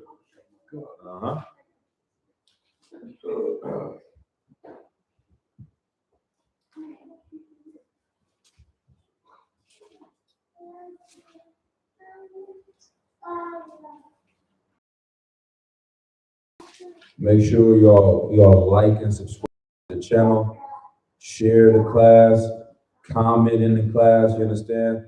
That's how we get the algorithm going, you know what I mean? If you're in Northern California, 2213 McDonald Avenue, all you warriors out there that call us Power Man, we never see you, you know what I'm saying? We'll be at camp, you know what I mean? Right. And beware, we are not Christians, so Right. the Lord be with you. The Lord is with us. You know what I mean? That's right. Go ahead. Oh my God. This is what Joel chapter 30, verse 30. Uh-huh. My skin. Come on now. They can go to Song of Solomon. Well, he was talking about his spirit when he said, I am black. He was, if you don't think that it meant the brass was a vision, it wasn't real. These are visions. Brother, you reading it wrong. These are not black people. Read it again. My skin is black. Is what? Is black. My skin is black. Spell it out. BLACK. Good night. All right, man. It's over and over and over. They should have got this out of the book if they wanted to truly destroy us, man. Barakatah Yahweh Yahushua, man, for the priests and prophets that came before us in ISUPK, man. That's right. And showed us these Bible verses that your pastor would never show you. All right? Drop that. Anything else on that one? A little bit, okay. Drop that. Let's go to Acts 13:1. Go to a few more, man. I got a lot of precepts on this, man. We're going to show you. But what is it? I mean, ultimately, why is this important today? Once again, this book is the most famous book ever written. There is no other book that has sold more copies than the Bible. And there are no people on earth that are more lost and destroyed than Blacks, Hispanics, and Native Americans. That's right. No one needs this book more than us. And it was left for us as a gift for us to have a better life. Give me some stereotypes about Black people. We said them last week. What's some stereotypes about Black people? Go ahead. Chicken. Okay, yeah. I'll take it. Not a bad one. Go ahead. Criminals, yep. One more. Drug addicts, violence, right? Bad families. What are some stereotypes about Jewish people? Go ahead, sis. You want to say some bad things about niggas. Go ahead, sis. What's wrong with Blacks and Hispanics? People be saying that they're bad fathers. Yeah, bad fathers. Absent fathers, right? What are stereotypes about Jewish people? Go ahead. It's only one, the first one. So they're all on welfare. Nah, that ain't no stereotype. That's a fact. It's not a stereotype. When you think of Jewish people, what do you think of, Ashar? What do they want you to think of? Greedy and cheap. Okay, go ahead. That's on to it, but what's the first one? They control everything. They control everything. Right. They control the world. Money and power. That's the stereotype of Jewish people. And how did they gain their money and power and wealth? With this book. The stereotype that they have, they developed it from using your book. And then we're telling you that this book is for you and you have no power. They can kill Nolan Wells and nothing happened. Right. They can abuse you on camera and nothing happened. They can chase down Trayvon Martin with Skittles and iced tea in his hand and get found not guilty. Right. They get found not guilty and sell their gun on eBay and make hundreds of thousands of dollars bragging about murdering one of your brothers. But Rick Chow can chase you 100 yards and he gets found not guilty. Right. You understand? They don't need this book. They gain power with your book. You need this book. You need to know that it's about you, because if you do the things that they've done, then you will be the powerful in the earth. Your stereotype won't be that you're poor and you're violent and that you are absent fathers, the stereotype will be that you're rich and powerful and you run everything. Right. You understand? Go ahead. Where we at? So, yeah, Acts 13:1. Go ahead. It's book of Acts, chapter 13, verse 1. Uh-huh. Now, there were in the church that was at Antioch Right. certain prophets and teachers, Uh-huh. as Barnabas and Simeon, Uh-huh. that was called Niger. That was called Niger. That was called nigger. You go back into the Latin, it's pronounced as nigger, Niger. That's where you get the word from. Negro in Spanish, black. Frijoles negro. You understand? They would just call us black and black and black. And then it just got into a country southern drawl. It's a little nagger over there, nagger, a little black. Get over here, nagger. Nagger, nigger. You understand? And eventually evolved into all these niggers. They didn't want to give you a name. Why name you? Just black. Black, move, black, go, black. Sit down, black. Shut up, black. Wash it out, black. Put your head down, black. Shut up, nigger. Move, nigger. Let's go, nigger. Come on, nigger. Move. Nigger is in the Bible. They called us black. It wasn't derogatory back then. It was just an identification that we've always had since Job, since we read in Solomon, since Christ, since the days of the priests and prophets. These people were called black, and everybody in every ghetto in America got a homeboy named Black. Some hoods got about 2 of them niggas. Everybody grew up with a nigga named Black and know another nigga named Black. Tall black, short black, fat black, skinny black. My nigga Black, what's good, Black? Pretty black. You know what I'm saying? It's always been a nigga that you knew named Black. You know what I mean? I have one in the homeboy in high school named Mike. He's like kicking around Asians. They had Asian Mike and it was Black Mike. But no one said Asian Mike. He was just Mike. You understand? But everybody knew Black Mike. Right. You know what I mean? Go ahead. You got something, young man? You know a couple blacks. You know about 4 blacks. He's from the hood. He's from Galilee, from Nazareth. You know what I'm saying? Go ahead. So I don't know if you would hear it, like the actual. Okay, let's see it. Let's see it. Put it to the microphone. See if it plays. When you look it up in the Blue Letter Bible, they pronounce that word Niger. 26. Nigger. That's how you pronounce the word in Greek. Nigger. All right? Nigger is in the Bible. So, yeah. I ain't got to beat up a white man because he called me a nigga trying to disrespect me. I am a nigga. I serve a nigga God. But guess what? You're a child molester. Right. You rape children. Right. If you want to disrespect me, well, let's talk about what you are first. You understand? All right. Let's drop that. Go to Revelations 2 and 9. Yeah. These times we living in, man, this information, they call it the information age. There's no reason not to know anything. You should know everything. Google, we used to have to go to the library, scroll through the Rolodex, you understand, get an encyclopedia. All information is at your fingertips right now. You can learn everything from using the chatbot, AI, Google, you understand? These things that they had to go and research to find that the Bible is about us is right at your fingertips, you know what I mean? So there's no more excuse of not knowing anything, all right? Go ahead. Oh my God. This is book of Revelation, chapter 2, verse 9. Uh-huh. I know thy works. I know thy works. And tribulation. And tribulations, read. And poverty. And poverty. Damn, it's talking about black people for sure. We work, we're going through tribulation, struggle, poverty, keep going. But thou art rich. But thou art rich. Why is it that people from the suburbs want to be like kids from the ghetto? Being cool to them is trying to learn about how we suffer and eat noodles to survive. You understand?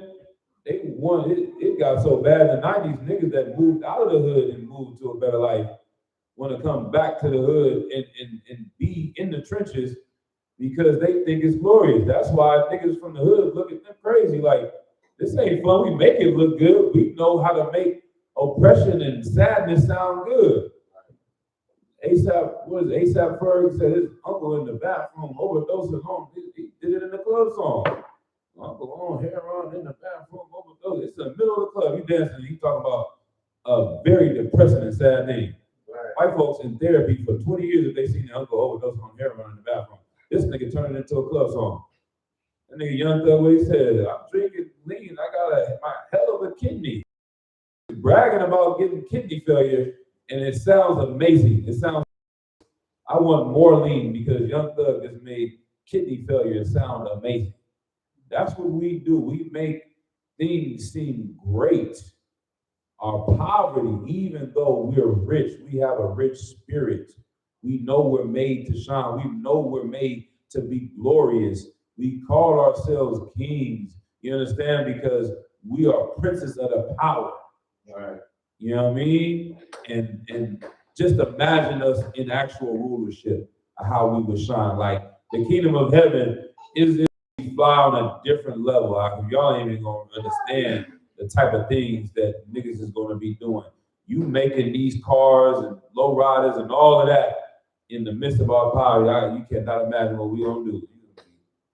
And my floor is iridescent. It's clear as a diamond. My house, the floor is diamond. You know what I mean? It's just gonna be, nigga, I can't even see in here. Niggas gonna have to put glasses on to come in your house because that's the type of things we gonna do because we just like to shine. All right? You read that last part again? Even in poverty, right? I know thy works and tribulation and poverty. Right. But thou art rich. Keep going. And I know the blasphemy of them which say they are Jews. Right. And are not. Right. They say they're Jews, but they are not. They don't have these things. They don't exhibit the characteristics of the people in the Bible. Right. King David killed thousands of men. He had to be some type of athlete to do that. It's not Adam Sandler. It's not Seth Rogen. I don't know if any of them can do 10 push-ups combined. Right. You know what I'm saying? So, but 1,000 Jewish men can do 10 push-ups. But these are supposed to be Samson that slayed 1,000 men with a jawbone of an ass. Where is that at? You know what I mean? In this class, we got one to go. But I believe Mike Tyson could do that. Right. I believe LeBron James can kill a lot of niggas with a sword in his hands. Right. You know what I mean? I can believe that. I can't believe, name another famous Jewish person. Yeah, Ben Stiller. Come on now. They haven't won one award in sports ever. One Olympic, nothing. Right. Nothing athletic. But these are supposed to be the same people of the Bible? Come on, man, knock it off. Keep reading. But on the synagogue of Satan. Now, if you could tell me and convince me that Jewish people are very evil and they worship Satan and they kill babies and they have Epstein Island and they drink blood, I can believe that. Right. They run Hollywood and they molest children. I can believe Jewish people do that. Right. But I can't believe they walked on water. I can't believe they split the Red Sea. I can't believe that they slayed 1,000 men with the jawbone of an ass. Right. But I hear stories about niggas in Richmond and EPA that ran from the police and jumped over a 10-foot fence in 1 foot. And niggas will tell you I seen it with my own eyes. Right. I seen my cousin jump over a Volkswagen. You know what I'm saying? With my own eyes, nigga. No training, none of that. Nigga could just jump over cars. Literally. You know what I'm saying? Go ahead. So I got one. Go ahead. I seen a brother run through a fence with handcuffs on. With fence. Boom. You know what I'm saying? How do you even get momentum with handcuffs on? That was in the 80s. It's in the 80s. We got stories all over. Everyone has a story of seeing a nigga do a thing that's not into a miracle. And that's why we born crack babies. We born with high blood pressure, diabetes, everything to destroy talking about eating noodles and noodles all day. All you got is ramen noodles, and these niggas is jumping over fences. Can you imagine 1,000 years ago?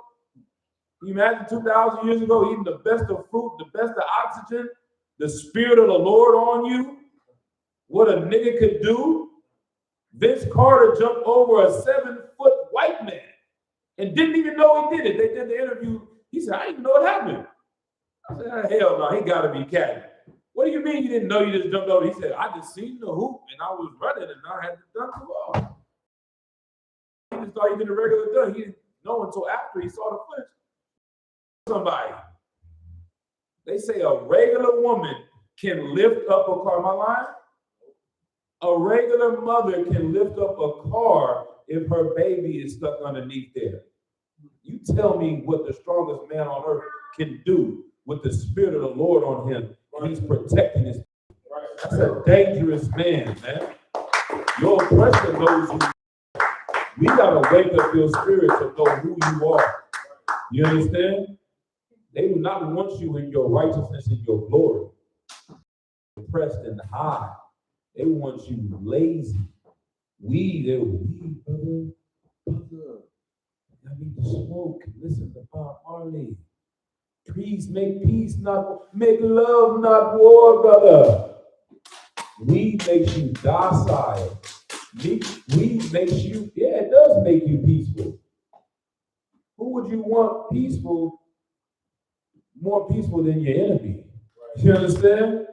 Like, we don't need to be so goddamn peaceful. We in the midst of a war right now. We need to have a little edge on you. You're trying to cut the edge off when your people is dying out here. We don't need to cut the edge off. You need to turn it up, Hawk.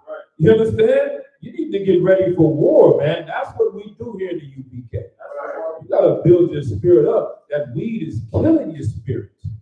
That's what the white man wants.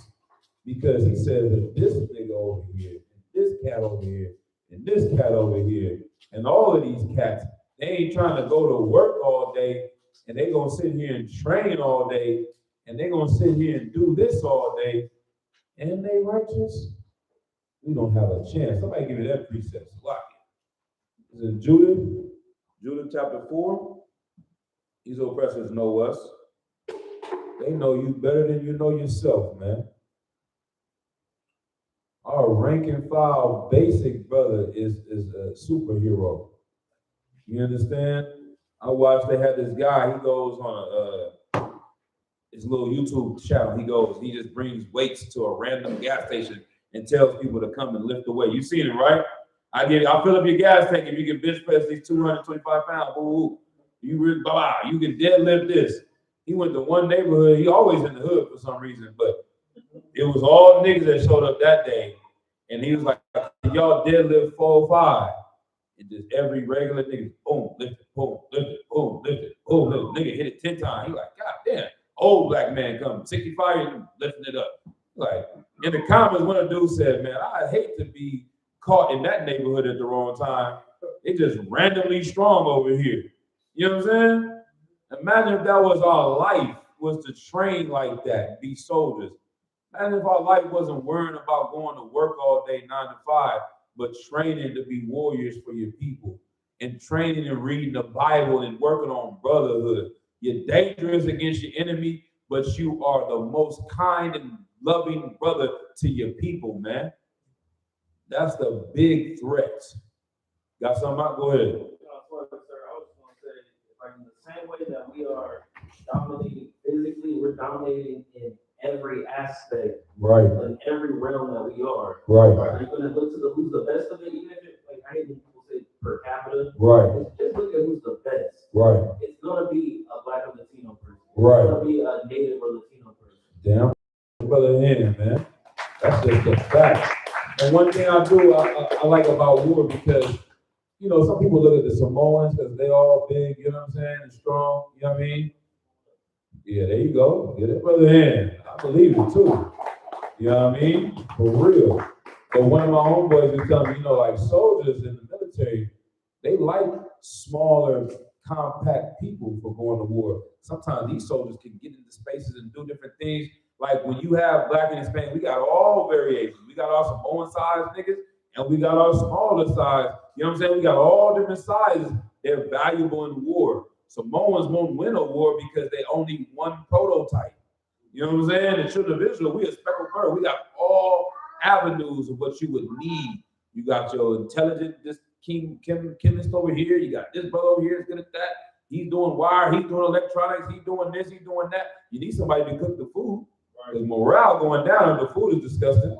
You know what I'm saying? We got all of that in our nation. We the best, like you said, from science to inventions to food to clothing to whatever it is.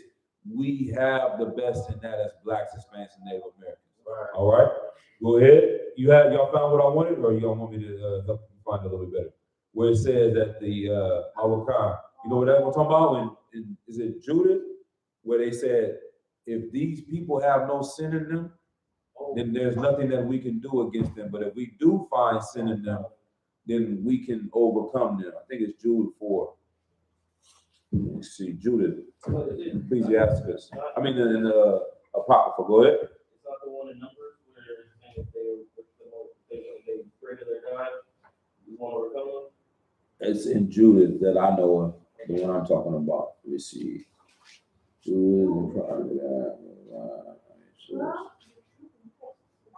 So go to Jude chapter 3. Let me see, hold on. Maybe not 3.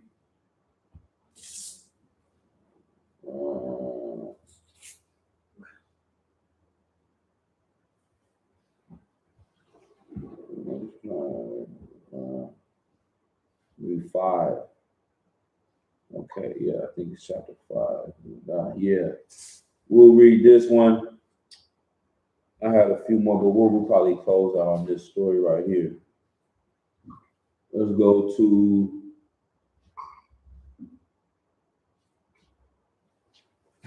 start at verse 3. Chapter 5. Yeah. Come on. This is book of Jude, chapter 5, verse 3. Mm-hmm. And he said unto them, tell me now, ye sons of Canaan, who this people is that dwelleth in the hill country. Right. And what? Right, go ahead. And what are the cities that they inhabit? And what is the cities of Solomon? And what is the multitude of their army? Mm-hmm. And wherein is their power and strength? Right. So this is their scouting, trying to figure out who they're gonna go to war with the children of Israel. These Ammonites, these are like Japanese and Moabites, these different Asian people. We're trying to have a war against the children of Israel, and they're trying to figure out who we are and get the scoop and the drop on us. Drop down to verse 6. Mm-hmm. Verse 6. This people are descended of the Chaldeans. Right. They said that Abraham came from the Ur of the Chaldeans.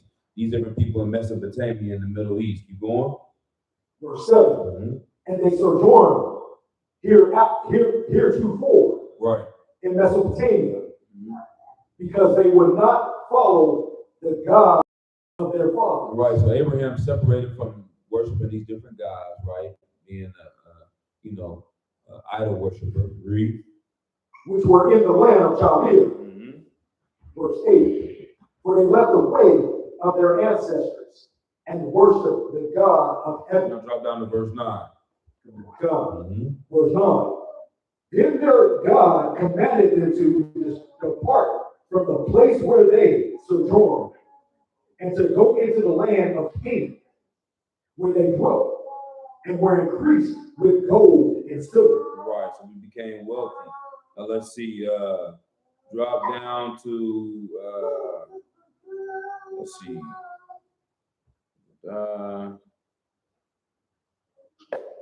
Go down to verse 17. Come. Verse 17. Mm-hmm. And whilst they sinned not before their God, they prospered. So they knew when the children of Israel didn't sin against the Lord, we prospered. We did well as a nation. We became a very powerful people. King Solomon, we had the most powerful nation on planet Earth and ever in human history. Keep going. Oh my God. Because God that hated iniquity was with them. Right. The Lord hates iniquity. He hates sin. So he was with us. Keep going. Verse 18. Mm-hmm. But when they departed from the way which he appointed them, they were destroyed in many battles very sore. Right. The way that we were winning our battles is not just the strength and the might of our, like the Lord gave us the ability in this vessel to do amazing things, but if he's not with us, we are going to lose the battle. Right. Because the power and the might of a battle is within the hands of the Lord. Can you read? Oh God. And were led captives into to a land. What is a captive? Slave. Lands. Keep going. Oh God. Into a land that was not theirs. Uh-huh. And the temple of their God was cast to the ground. Right. And their cities were taken by the enemy. Right. These Jewish people, our enemies, now live in the land of Israel and have taken our city. Go ahead. Verse 19. Mm-hmm. But now. But what? But now. But what? But now. Since 1969, go ahead. Are they returned to their God? Now we're starting to see the children of Israel return to our God. Go ahead. And are come up from the places where they were scattered.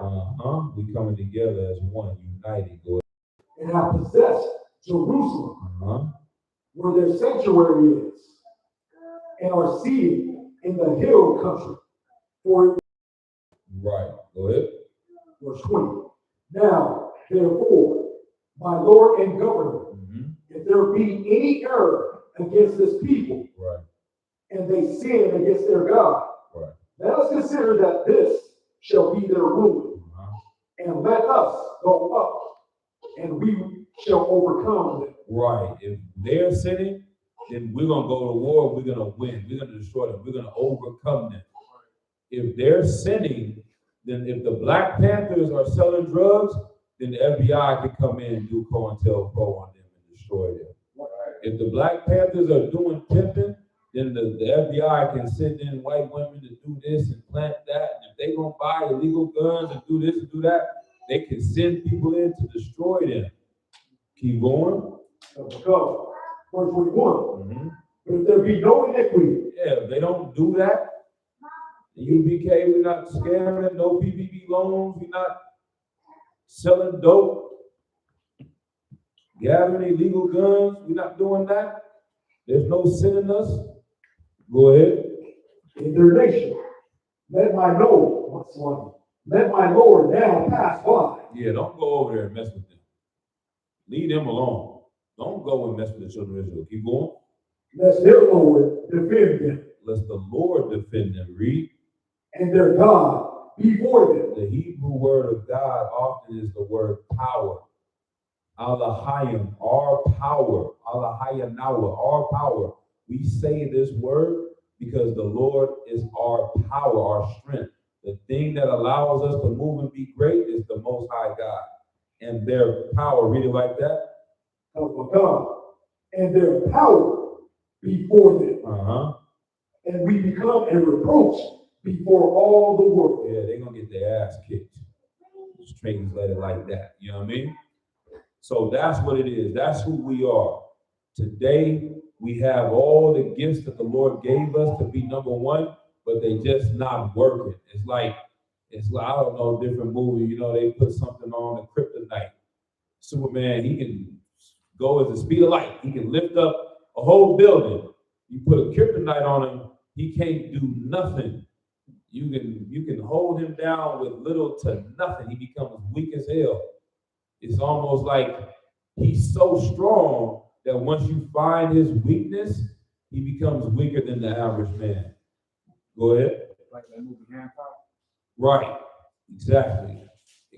Somebody that's so amazing and can do so many great things, but if you get them into a position where they can no longer use their power, it's like a little baby can come and hold them down. You know what I'm saying? Go ahead. It's like the brother just said Hancock and his weakness was the white woman. Damn, give him a hand. Good night. That's so spiritual and so poetic. That's what happened to Samson. In essence, he was dealing with a white woman. He was dealing with a heathen woman. and got destroyed. He could do and dominate all men, but as soon as he was weak, the whole thing crumbled down. And that's what happens to us historically over and over and over again. You know what I mean? You selling dope, not because you want to, but you're really trying to get this broad. You know what I mean? You're doing 15 years in prison because of this woman you want. You know what I mean? So once again, if we want to have that power and get away from that kryptonite and see who you really are, you got to serve the Lord. You got to obey his laws, statutes, and commandments. All right? Drop that. Y'all got anything, any questions? Any comments? No sweat, no sweat. 9:22. Give me 8 minutes. Go. Genesis 42:7. Somebody else give me Exodus 2:19. You don't have y'all call them out.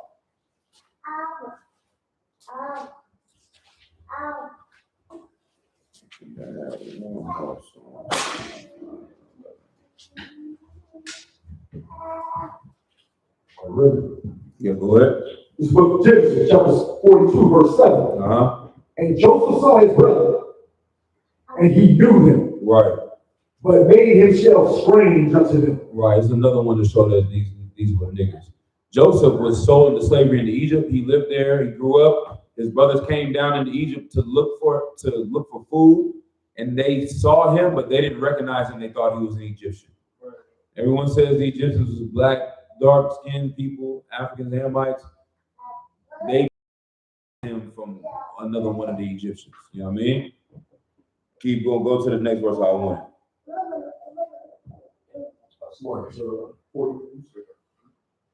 Exodus, sir? Yeah, go ahead. 2:19. Look at Exodus chapter 2 and verse 19. And they said, an Egyptian delivered us out of the hand of the shepherds. Right. It's talking about Moses. Moses was coming out of Egypt. He's around these where he found his wife, these different Hamites, Hamitic tribes, and they say that it was an Egyptian man that had done this. They mistake Moses for an Egyptian. You understand? They got all the writings on the wall. They talk about, they knocked the noses off the Egyptians to stop them from looking like Hamites or niggas or whatever you want to call it. These brothers in the Bible keep getting mistaken for being Egyptian. It's happened more than once in the Bible. Go ahead to the Leviticus chapter 13, verse 30. Somebody else give me Numbers chapter 6 and verse 5. This is the book of Leviticus, chapter 13, verse 30. Then the priest shall see the plague, and behold, if it be in sight deeper than the skin, and there be in it a yellow thin hair, then the priest shall pronounce him unclean. Right. See, like a blondish hair, you like it's unclean. Something wrong with him. Go ahead. It is a dry scab, even a leprosy upon the head or beard. Right. Blonde hair, and that was a. Go ahead. Go to verse 38. The same chapter. This is verse book of Leviticus, chapter 13, verse 38. It was foreign to us, blonde hair. That wasn't natural to us in the Bible. These are not white people. Go ahead. So there's a different one. I think this one might be that one. This is book of Leviticus, chapter 13, verse 38. If a man also or a woman have in the skin of their flesh bright spots, even white bright spots, verse 39, then the priest shall look, and behold, if the bright spots in the skin of their flesh be darkish white, it is a freckled spot that groweth in the skin. He is clean. Right. Well, what does that mean? How can we take from that? If your skin starts turning white, then you wasn't white. You know what I mean? You had to have been darker. It's the same thing. But they want to paint you go to the church and everybody, all the people in the Bible are all. This is talking about vitiligo. You know what I mean? Where your skin changed, but they say you are still clean. So yeah, she got that vitiligo. She's still awful out. You know what I mean? I've seen a couple of them out there. It's a lot. I digress. I'm not mad at that. You know what I mean? Bring your speckled bird ass in here. That's right. Get down. It's a lot. That's right. You go ahead, man. But yeah, drop that one. Give me Numbers chapter 6 and verse 5. And then somebody give me Numbers 12 and 10. And I got two more. I got about 20 precepts here. I'll try to roll through them though. It's 9:30. We're closing out. The book of Numbers, chapter 6 and verse 5. Uh-huh.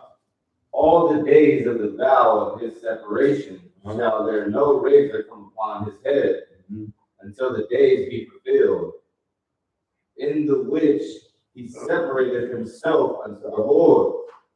He shall be holy, and shall let the hair of his head grow.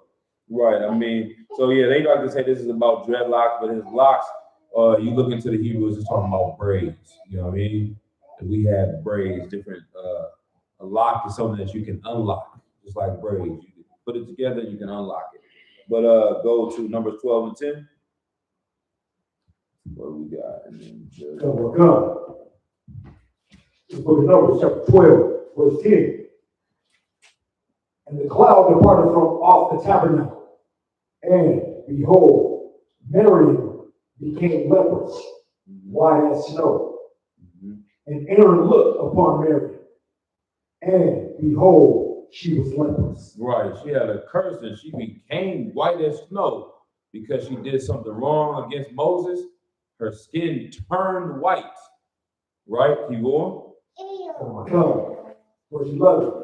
And Aaron said unto Moses, alas, my Lord, I beseech thee, lay not the sin upon us, wherein we have done foolishly, and wherein we have sinned. Verse 12. Let her not be so, be as one dead.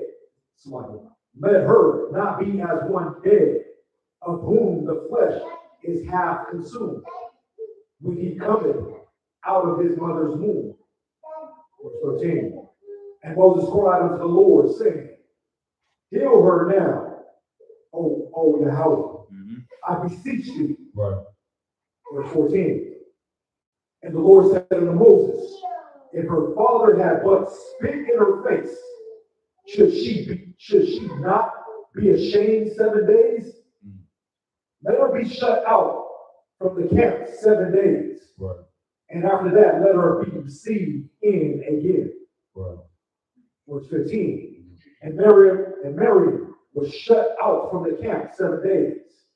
And the people journeyed not till Miriam was brought in again. Verse 16.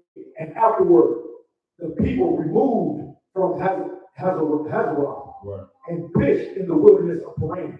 Okay, I'm gonna just look this just for time's sake. Eventually, the Lord brought her skin back.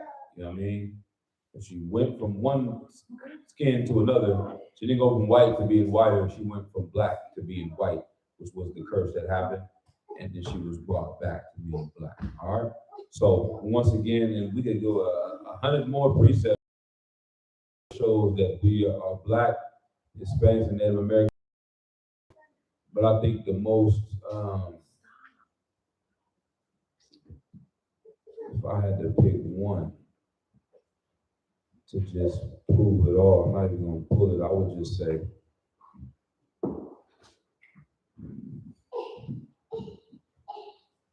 I would probably go to Deuteronomy 7:6, you understand? And when it goes into that, saying he didn't love us because we were the most, but because we were the least. You understand? This book is about underdog. You love that game. If you watch the Super Bowl and it's a blowout, you cut it off at halftime. If you watch a basketball game and it's a blowout, you cut it off. You want to see what the New York Knicks did last year, man.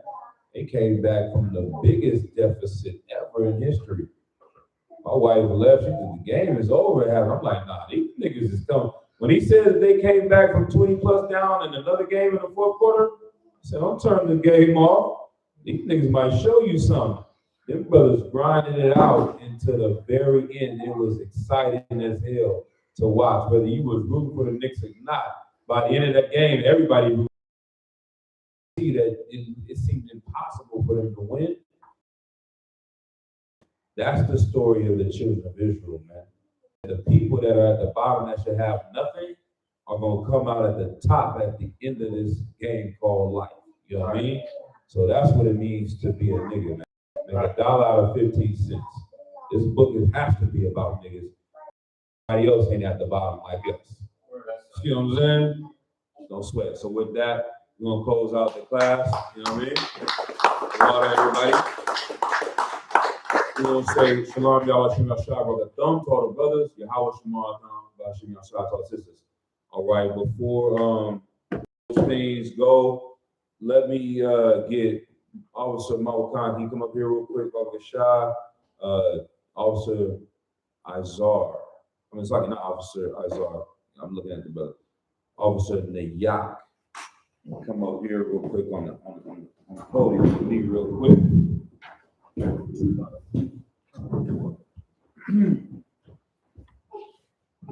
Ashiyar, can you come fix this camera real quick? Lift it up a little bit. Okay.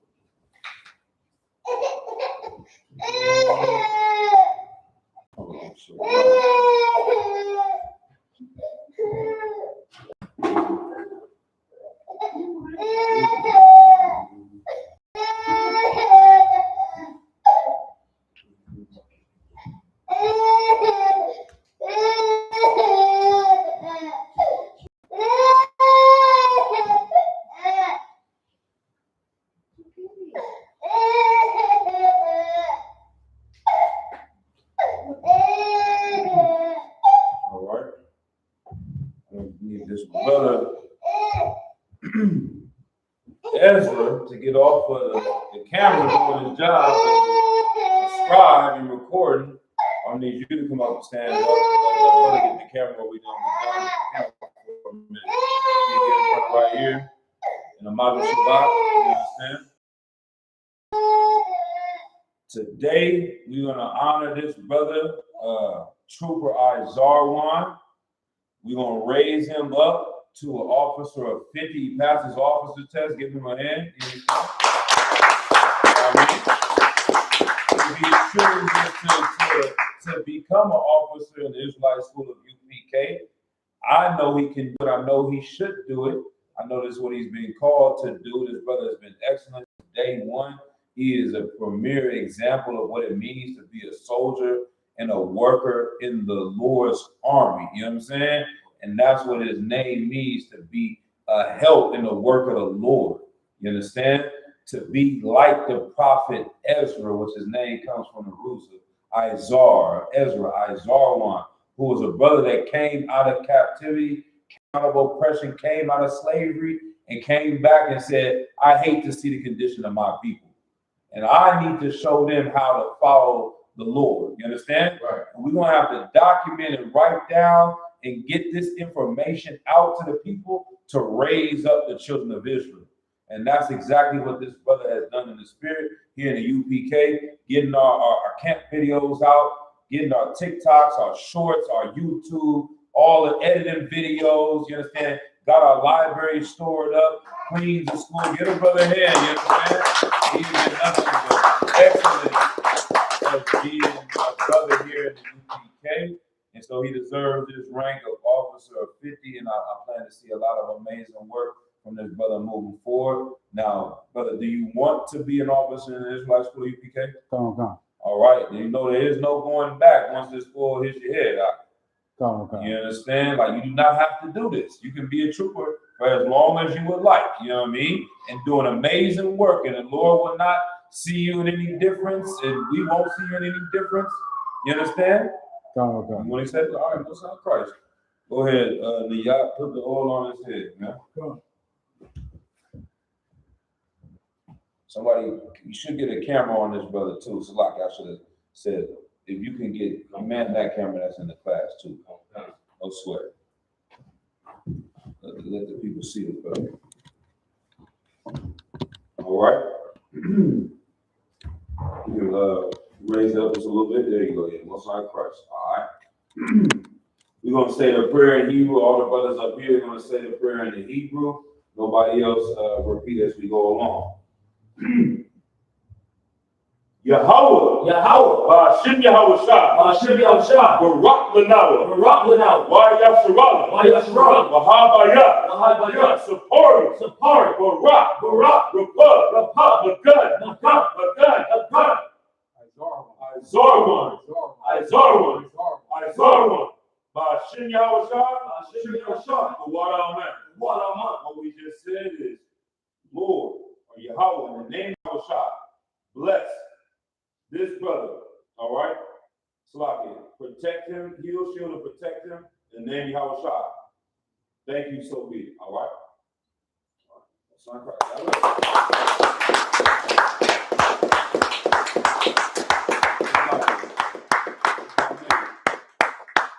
Matter of fact, no, let's do this right. I think I did that wrong.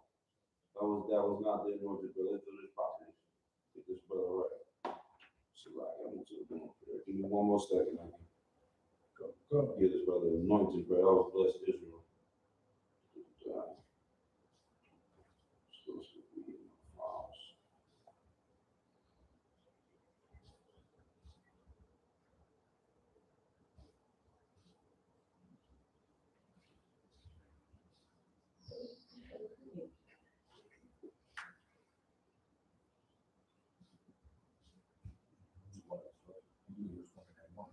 Is it in there?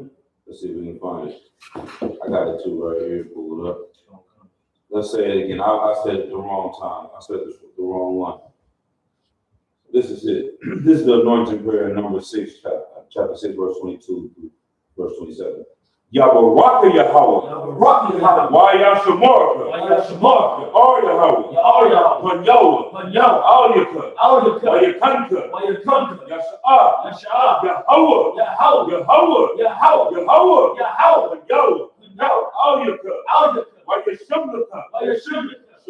Shalom. Yahweh. Shim Yahweh. Barak.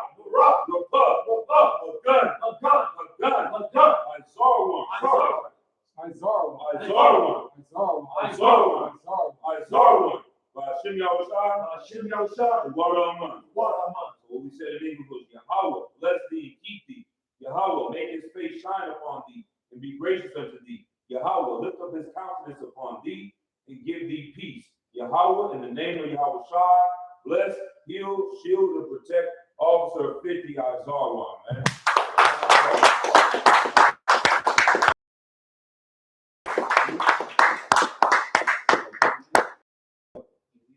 Oh yeah, go ahead, fine, don't sweat.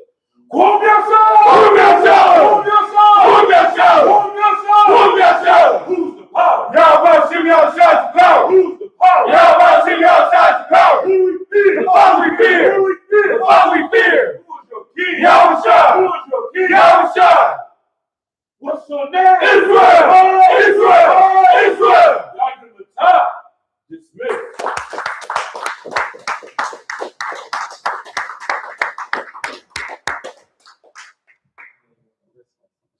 Yeah, you done? Definitely.